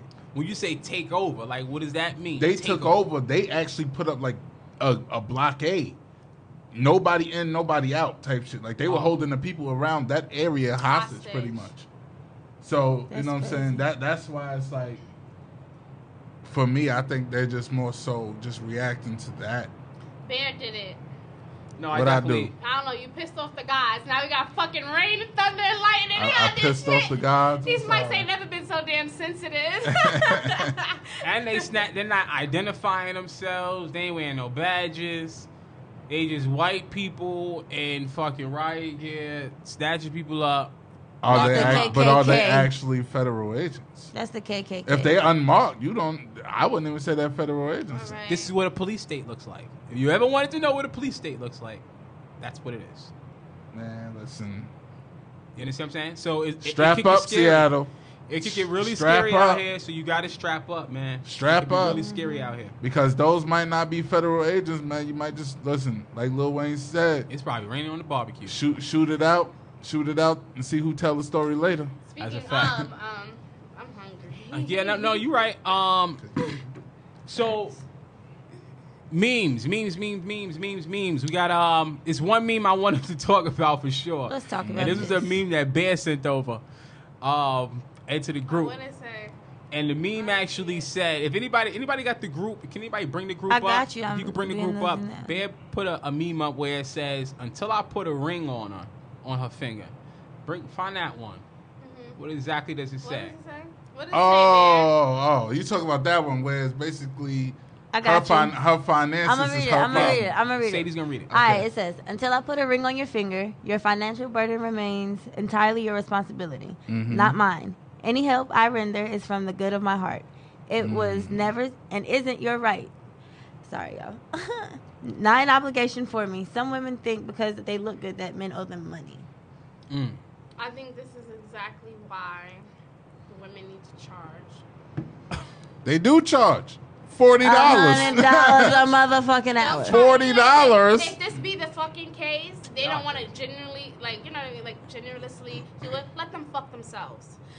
Why is it fucking ourselves, though? It's not saying that they don't want to give give it. It's saying, if you're not going to pay for it, you're not going to fuck women, fuck yourself. But why do I have to pay for it? That's basically, because you prostitution. Because you don't want to render I'm okay with prostitution. I'm okay with prostitution. No, that's not. But that's not what he's saying. He's saying if he renders support, that is solely out the kindness of his heart. Like, don't expect because you look good that I'm supposed to just pay. I think that goes without saying. Here's my thing when I say that shit like that. Thank you. I mean, honestly, but if you want to start getting technical, nigga, I get glazed donuts at work every week, and I don't sleep for them. And the man's married. I'm just saying, I get shopper money and all, and I don't ask or pay for it. But those are the niggas that like to. It's somebody for everybody, right? Niggas like so there's chicks out there who think they should get paid just for being beautiful, and it's niggas out there who think they should get paid just for being beautiful. Here's my response to that. And that's a perfect match. A woman, if in a relationship, a woman is not, what did it say? Obligated? Mm-hmm. Obligated to render pussy. And if they do, it's out of the kindness of their motherfucking heart. But doesn't that go without saying? Nah, because some guys don't understand that. That's because you dating bum niggas. No. But whatever. Well, no, I ain't dating no niggas. When you're in a relationship with the person, you expect I'm not dating no niggas. Okay? Don't take it personally. But my thing is, everybody knows that when you enter a relationship, sex is a bigger part. It's a big part of it. It don't have to be. But it is. It's a courtesy.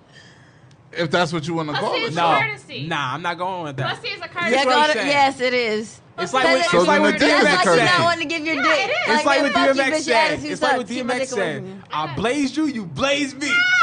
Get the fuck out of here. I got mine, you got yours. Sex is a mutual transaction. It's not a one-way. I gave you pussy, bitch. I gave you dick, and I gave you some tongue too. What the fuck you mad at? You know what I'm saying?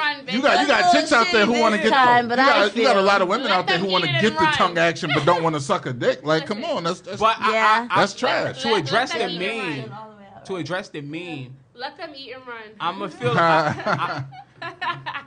To go orders. Yeah. Y'all are disgusting. Take out. Yeah. I'll take this to go. Thank you. Hey. And some niggas is down extra with that. napkins. Yeah. Some niggas who just want to eat it. I just want to taste. I want to see what you smell like. I want to see what you taste like. Yeah, but even if that's a fucking courtesy, like this is why I fully support. This is some bullshit. This is why I fully support OnlyFans. I ain't paying for my OnlyFans.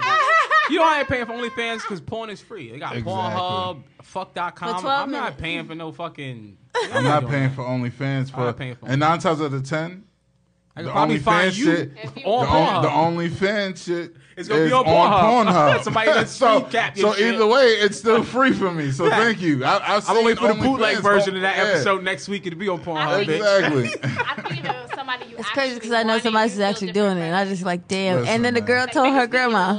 Niggas be Omar Epps in love, like that fucking movie. That new movie. Yeah. Listen, man. Niggas be Omar Epps in love. Ice Cube said it before. 2 things I won't pay for. That's pussy and water. Everybody pays for pussy, whether you think about it, whether you pay for it I gotta watch or that you want shit a long run. I ain't doing shit else. But to address the meme, because part of the meme that I disagree with is where it said, until I put a ring on it. As I look at it like this.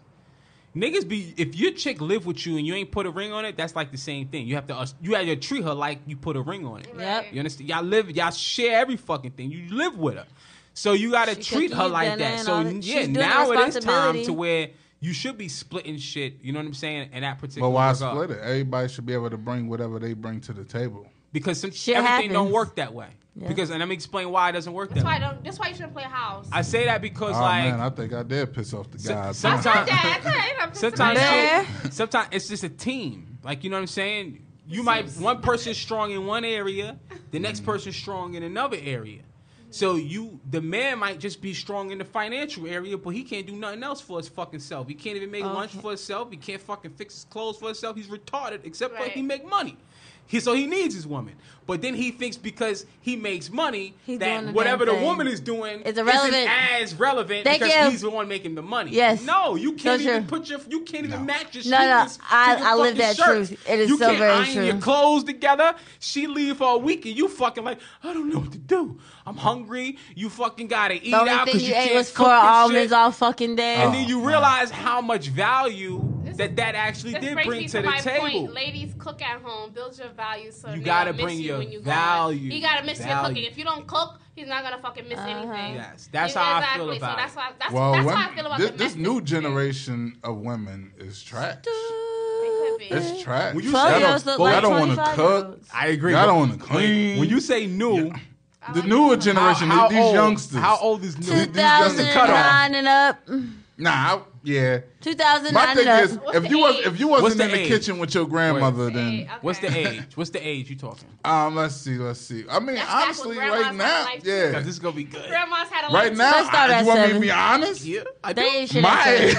7. Thank you, my My nigga. age. Thank you, You my want me to be nigga. honest? My age. 'Cause our women are trash. That's a fucking fact. Because the women out here thinking we talk about 18, 19, 20. Nah, no, I'm talking nigga, about your 40 and 33, below. 40 ass, your 45. 40 you and got below. 45, you got 50 out there. Y'all are That's like, trash. the fuck? What type You of shit is 80s this? and 90s babies is who the fuck we talking about. Yeah. No, but you know what? Well, would I have disagree the with you debate. because I think Y'all can't cook. Who can cook? Oh. I could cook. You Sin- eat yeah, at Sin home. can cook. Look, like, I what the can fuck about you attest to eat that. at home? But I can't. But you know what's so I had crazy? That's what sort of sucked about last time. It only got that balance because I had that balance. A lot of people don't have that balance, and I didn't get that balance from my mom. I had to get that balance from like older women past her generation. But that's so what if you you gotta want, get. so I had to go past her generation. So if you want to talk about trash, her generation is the fucking trash. That's why we fucking trash. You know got to what go I'm saying? back to Because where they were where missing. grandmas had your ass in the So kitchen you gotta go to learning. grandma. You gonna Exactly. learn how to cook today, motherfucker. That's not grandma. But this Get is your my ass in point. the kitchen. But this is my Noodles. point. You had to skip your mom's generation. You had to go all the way to fucking grandma to get that. But It's guess the what? generation in between. No, I mean, you can say that, yes, but then, it's like with my mom. My mom actually she cooked, but after a while she's like, man, fuck that. I'm not cooking no more. Take your asses to the store, you know. yes.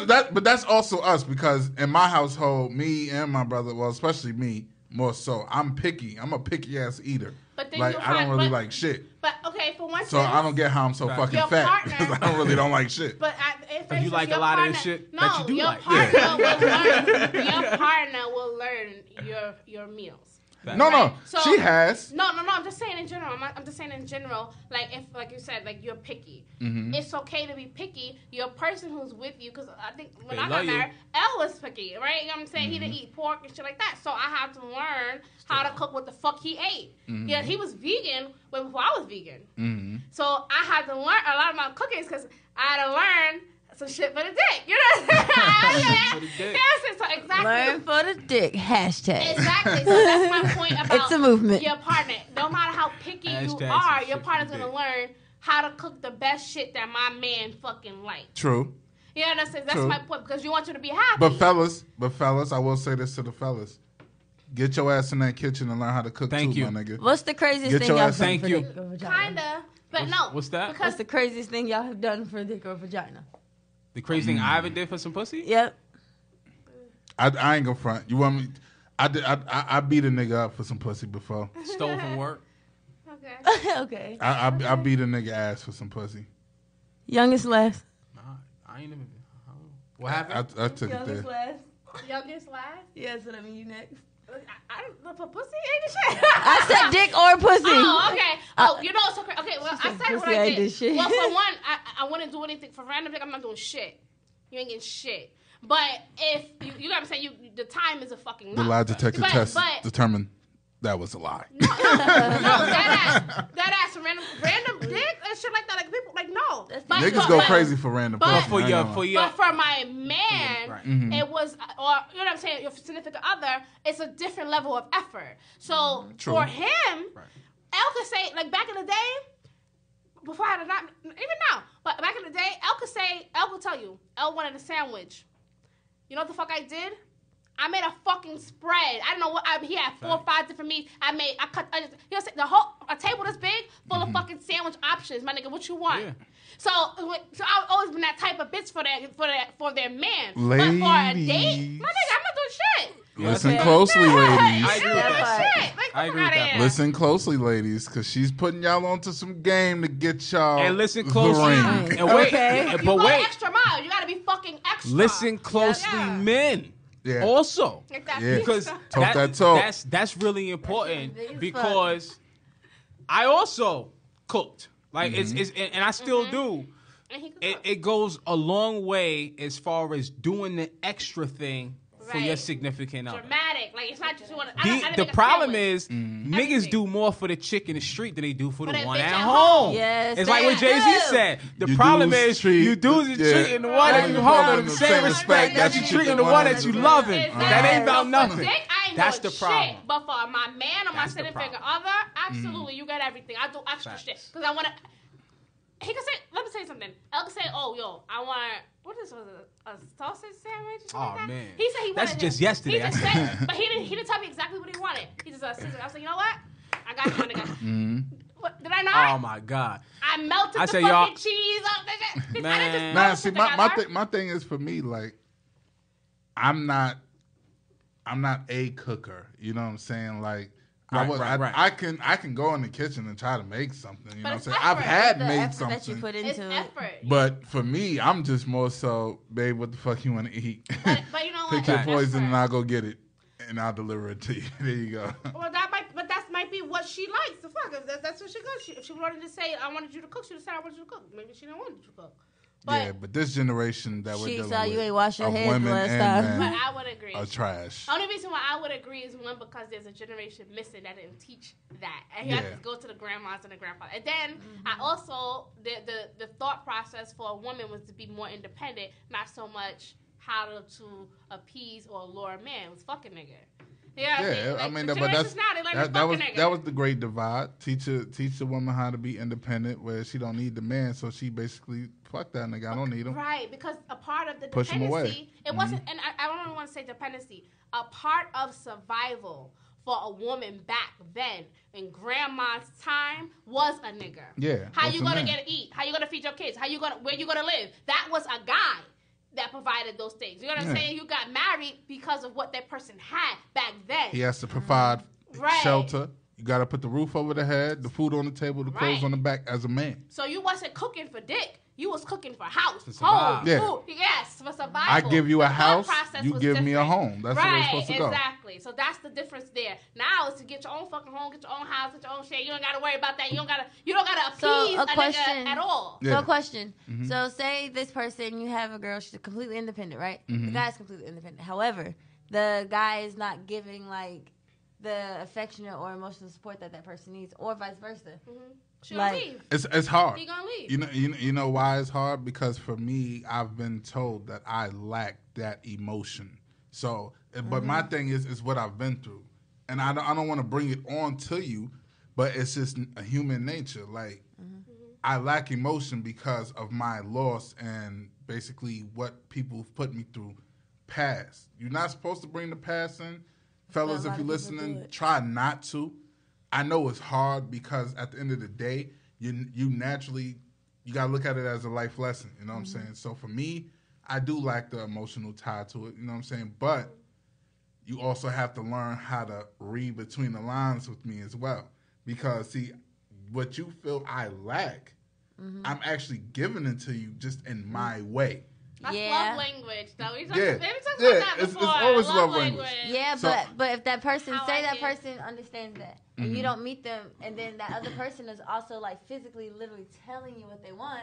However, you as a person, you're so set in your ways that you're not giving a fuck about that person's needs, so the relationship eventually just becomes one-sided. Then you don't you're not doing your part. That person if you're unhappy though, then leave. At that point, it's okay to leave. Anybody, you should never be unhappy in a relationship or unhappy in life. Right. The point of life is you're supposed to find your happiness. Right. The pursuit of happiness. You know what I'm saying? So during that pursuit of happiness, you're looking for a relationship. You're looking for somebody as a companion. You're looking for them as a provider. So crazy? I think providing your needs. To piggyback on what you're saying, I feel like back then, even if you weren't happy, you had to make it work. And the reason why you had to make it work because that was your survival. That was your house, your home, etc. But nowadays, now it's fucking. I don't gotta make shit work. It's too many options on the menu. It's too many options on the menu now. Right. Now it's like, fuck you. I'll go to Africa and get married.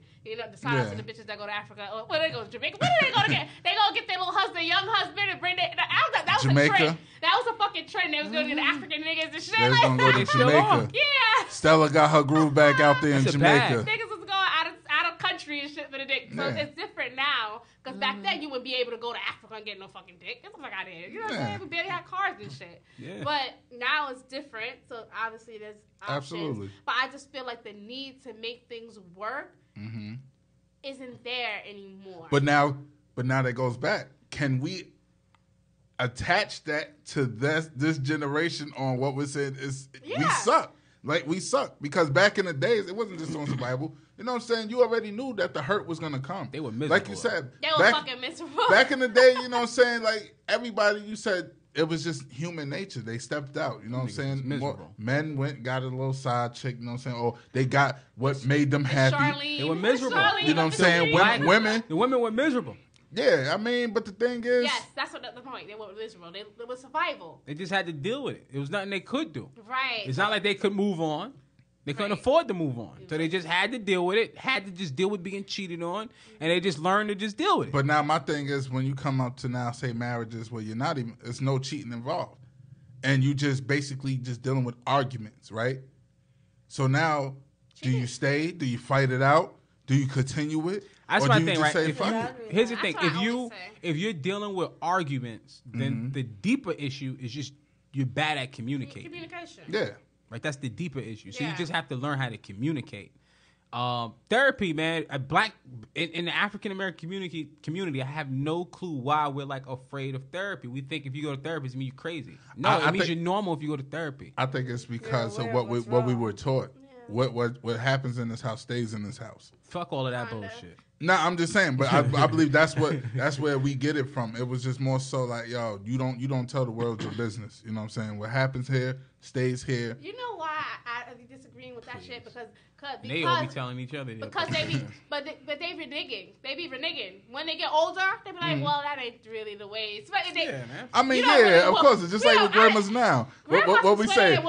Grandmas back in the day gonna beat the shit out of their kids. You know what I'm saying? As a parent, you gonna be on your kid's ass. But once your kid have that kid, this is my baby. You can do whatever you want to do. Exactly. Don't hit them like that. Yeah. Let them do what they want. So what I'm saying is like that with knowing that the older you get, the wiser you get. You may not have operated the way you did back then. Right. Okay. Because I don't think that they had it 100%. You can listen, and I always say you could tell because one, you can look at the religious stories, and you can also listen to the music. It was always about heartbreak and all. It's nothing new. Nothing new under the fucking sun. So these bitches was living. Wasn't no happy music. Right. The blues and shit. It was either falling in love or falling the fuck out of it. Well, Mary J never fell in love or out. She's just stuck in the middle. She's still saying Mary J is still living. Nah, Mary J ex-husband was a sucker too. I don't care. That nigga was a sucker. Muddy Waters was like, my baby, don't cheat. Exactly. I don't know. I think nowadays relationships might be better off than they were back then because people can find their happiness. Could you imagine the feeling of being stuck in some shit and you just can't find your happiness? You gotta live your whole life depressed. The color purple and shit. That would be a crazy way. That's true.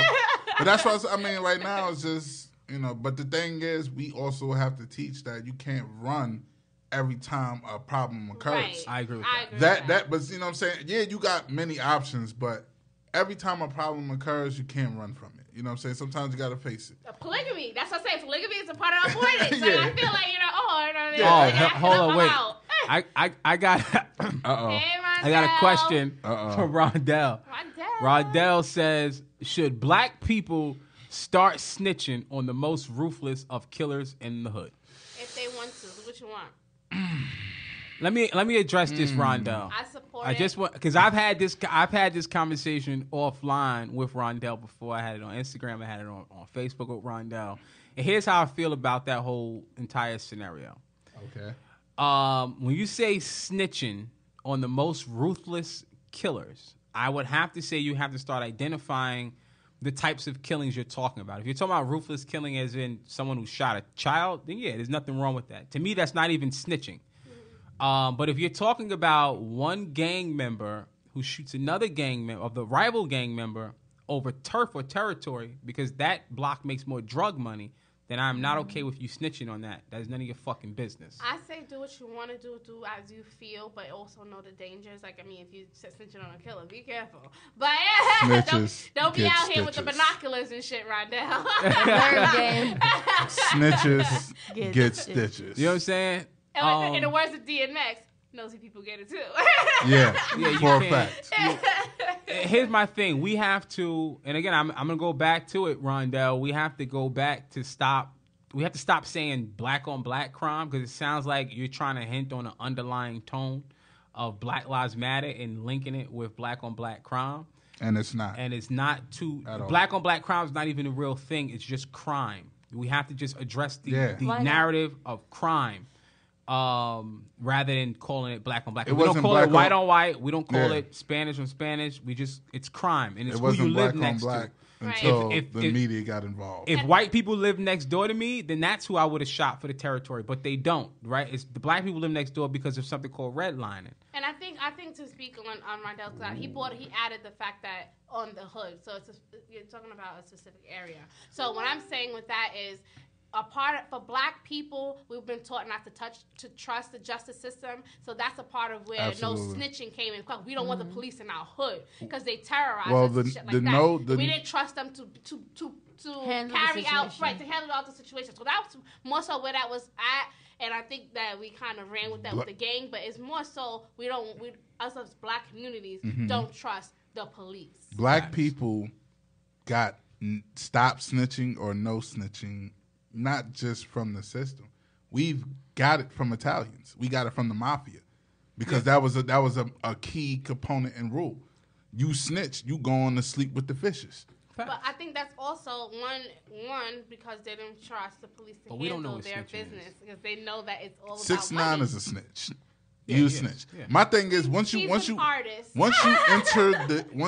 the realm of the streets, you know that there is a law and a code that you must abide by. Right.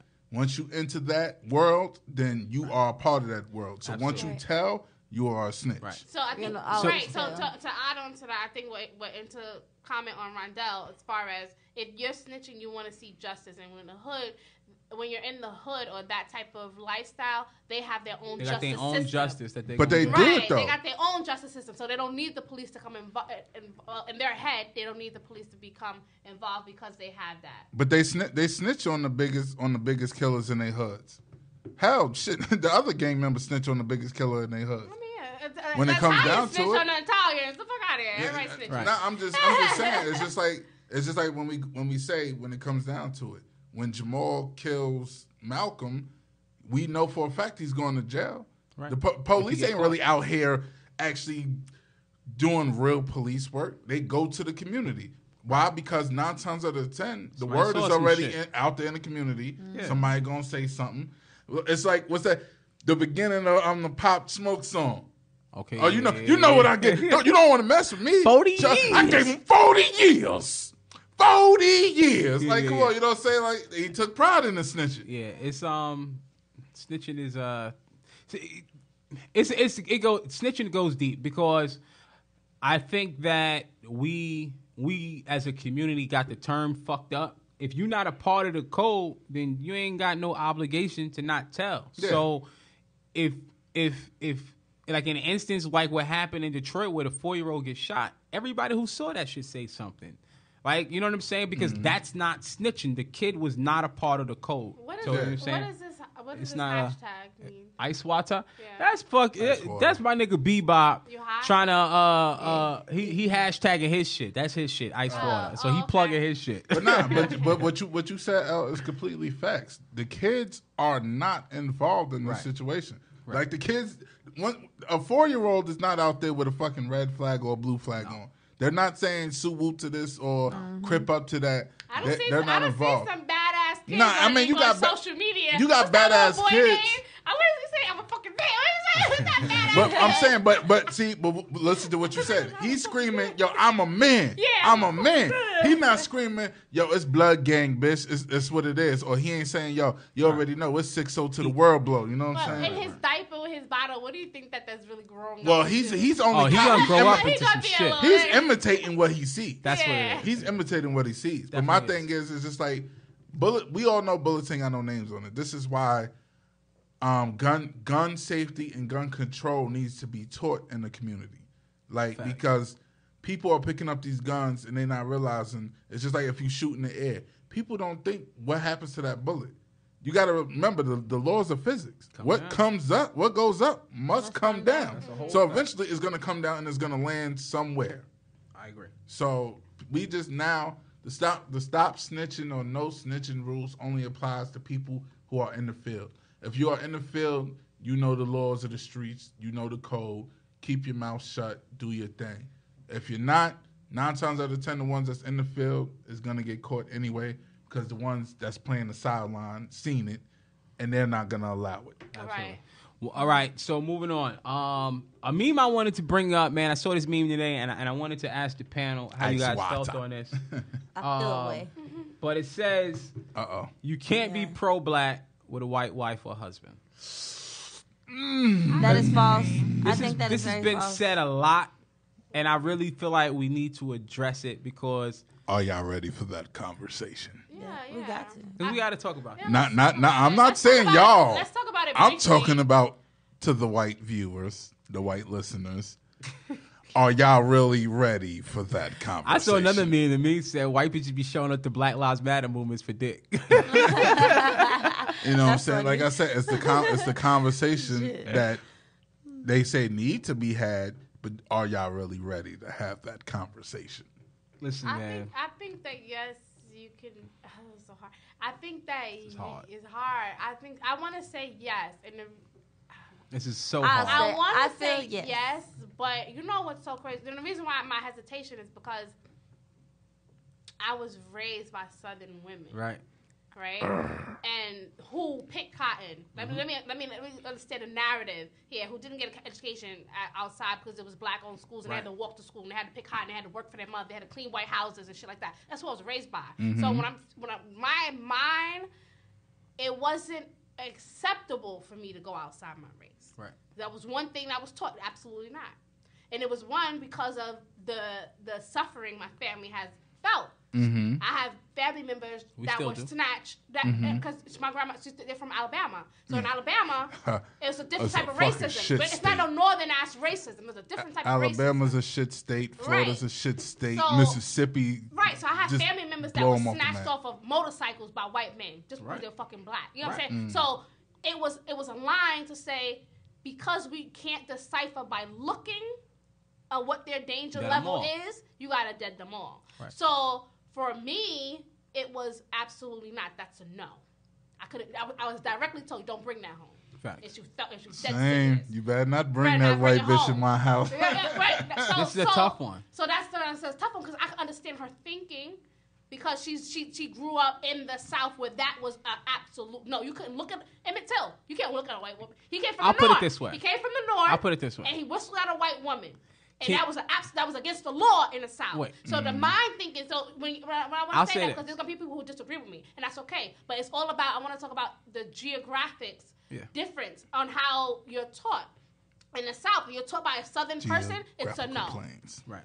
But if you're a Northern person, it's like, oh, what's the big deal? Because Northerners, obviously, they were I'm taught by Northerners. To the North, well, I'm from the North. For the South. And here's how I feel about this. So, I would say it's still okay. Even though I was taught that way, I understand why she's taught that way, but I don't agree with that. I say this, date who you want, and I'm okay with anybody dating who they want. Can you be pro-black? Sure, right? What does pro-black mean, right? Technically, well, but some people will say, "Can Nick I don't Cannon want have a white woman?" I don't want if you are gonna date outside the race and you're gonna date white specifically, then I don't want that as my leader. You can't be the leader to me. To me, it disqualifies you as the leader. Obama was like sure, no, Obama married a black woman. No, but his parents were. His mother was white. That's my point. So he cannot be the leader. He married a black woman, though. But he was. And he's still not the leader. No, he was the president of the United States. You're not going to do it. He was outside of that. No, let me explain. Obama was a leader. He's still a leader. We Obama still look at him is as not. a leader. Obama cannot be the leader. We still look at Obama as leadership. You do. No, there's plenty of people that. A lot of people do. When something goes wrong, they be like, "Damn, where the fuck is Obama?" All Obama is he ever there? Golf and shit. Wait, Pizzagate. Is he ever there? Has he said one single thing about what's going on right now? Nope. It's okay.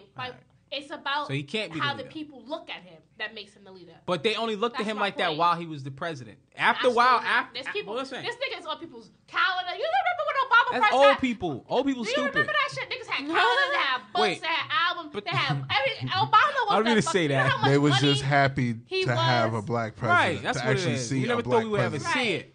But and old people believe anything that's really told to them. So you cannot say he wasn't a leader because you didn't agree with him. Leader does. Just like Martin Luther King was a leader, just like freaking black woman. Or who? Black woman. Black women think he's a leader. He married a black woman. He married a black woman. Coretta's black.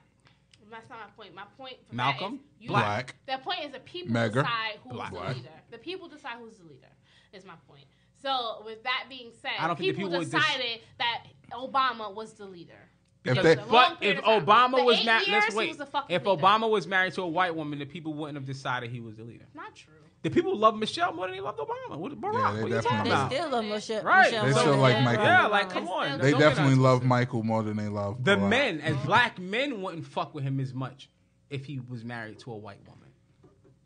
You know what I'm saying? It's a blemish that you get. I can't marry. Like a sister wasn't good enough for you, nigga. I can't marry to a brother ain't good enough. A person who can't understand my struggle. I just feel it depends on what they that don't. person They has done can to never you understand or grasp my struggle. Hold on. But this thing, who said they don't understand? They can never grasp or understand the black struggle. No matter how much they try, no matter how much they march with us, no matter they can march, scream, shout, they would never understand why. Because when it comes down to it, at the end of the day, if they get pulled over and they resist arrest, they are safe by the complexion of their skin. You know why I want to disagree with that? I want to disagree with that because white men. The complexion. White men perhaps cannot relate with your struggle because they haven't been oppressed. However, white women have been oppressed. Mm-hmm. They understand and identify with oppression. So why? Because they want it out of the kitchen. They want it out of the 50s. No, they wanted rights. They couldn't vote. They had no voice. Yeah, they still fighting. So they were oppressed. But equal pay. Right. A manager, a male and they manager, still don't get equal and pay. A female manager doing the exact same thing. The male makes 3 times as much money. Right. So I would not. So that means that white woman, because they were oppressed from getting out of the kitchen, they can identify with your oppression of being a fucking slave. With oppression, with the emotion of oppression. Nah, they can't. They can only identify on a certain level. They can never feel what you feel. No one can. They can never fear or feel the fear like you. But let me ask you this: them saying no to their husband was probably just gonna get their ass. Let me do this. Let me do this. Us saying no to the cop. Let me walk. It's getting us killed. I'm gonna walk them. So let me ask you this. Basically, so what you are saying is, if you cannot ever fully understand somebody's struggle, that is enough reason to disqualify marrying that person. Yeah. Right? So let me ask you this. My personal opinion. Let me ask you this. Can you ever fully understand with a woman the struggle? That's what you want to say? That a woman goes through daily, once a month. So then you should never marry a woman because you would never understand what it's like to have a pussy. Right. But then that goes. That's the same thinking. But that's the same. The shoe has to go on the other foot as well. Because they still don't understand what we go through every day. So then men and women still... Homosexuality is the way God intended it then. Shit. Oh, no. Hell no. That's what you're saying. If men and women shouldn't get married because they married or not being together is a different situation. Oh, so... I said I would never marry a white woman because she can never comprehend my real struggle. Okay. I didn't say I would never date a white woman or I can date... She's only good for the pussy. Listen. What are you saying? First off, when I look at it, I was taught that you only really deal with white women for one reason, nigga, because their head was superior. That's mainly that, but that was my teaching. Yo, I don't know. I never gotten head from a white woman. Yo, my man's been out of control. I'm gonna listen. You are who you raised by, bro. Like my mom also told us, as a strong black woman, never to bring the white woman. My home. mother told me the same thing. So, but my thing is, how are they really understanding my struggle? They can't.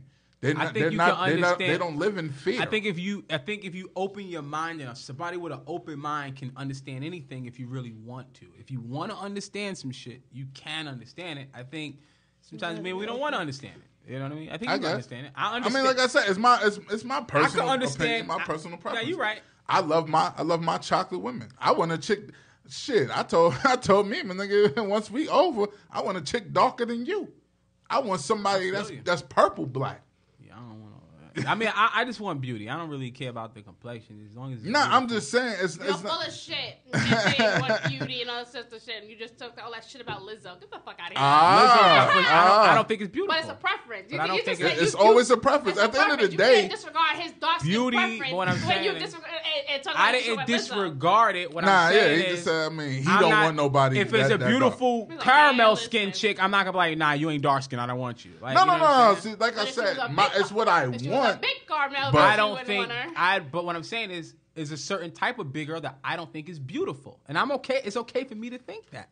Yeah, it's okay, but that's my point. It's just like it's okay for you to think that. It's okay for him to think that he just wants this doesn't like big women. Elle don't even like kids, okay? Fuck kids. Elle don't like a big. Elle doesn't like. I'm a big guy. We're gonna put that as a hashtag. To me, it all boils down to preference at the end of the day. You know what I'm saying? You're gonna like who you like. You're gonna love who you love. You're gonna fall in love and do whatever. You know what I'm saying? For me, my personal preference, I rather deal with my kind. It's nothing wrong with it. The Chinese do it. The whites do it. I agree. You know what I'm saying? The blacks, listen. Yeah.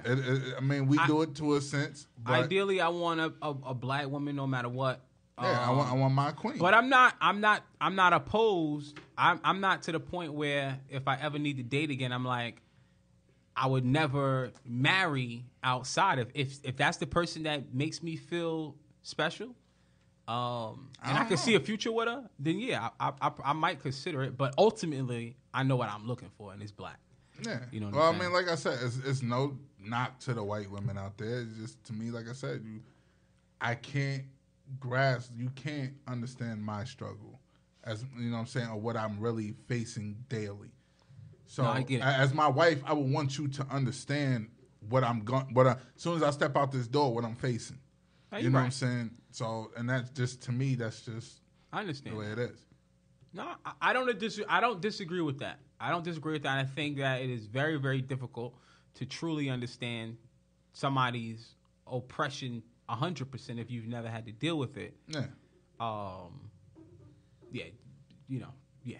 That's a difficult one. That's a difficult one. It's difficult to deal with that. Because it's just like you said, like when you're dealing with a woman right now, you don't really understand her, you know what I'm saying, her shit. The funniest shit, look at what?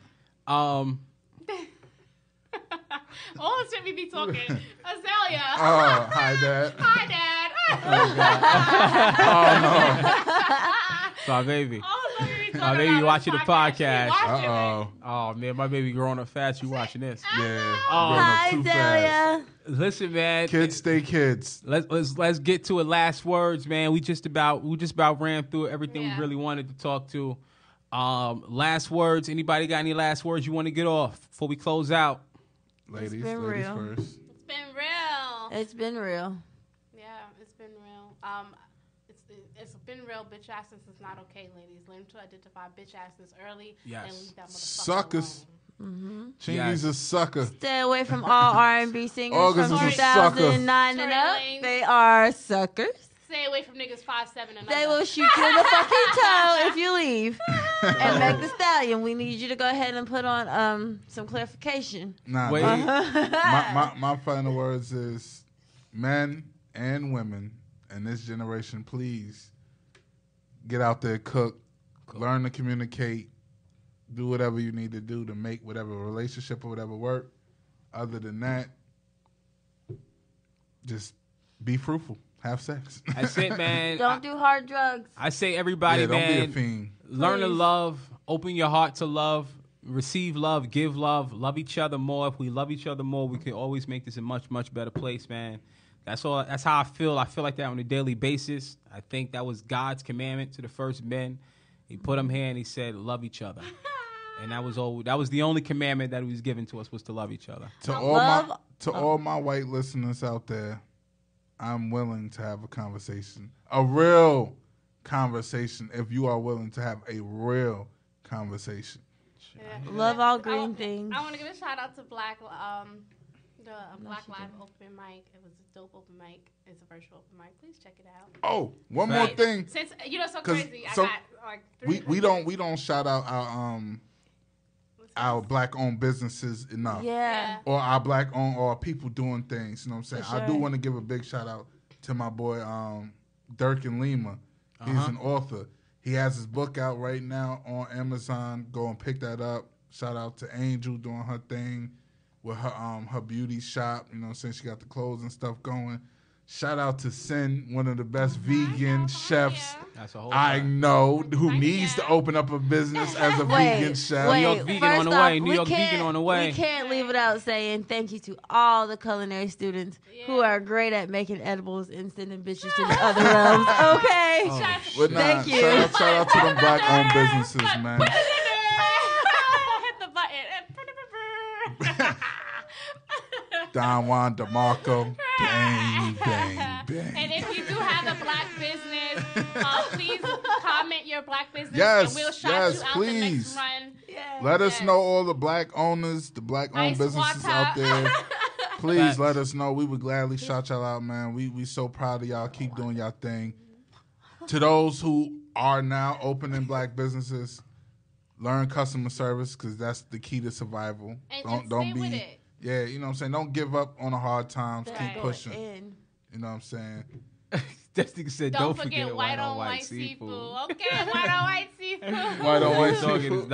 I ain't even scroll. I didn't even see all of this shit he was talking. White woman. Listen, bro, in on a robbery, just like Dave Chappelle. Okay.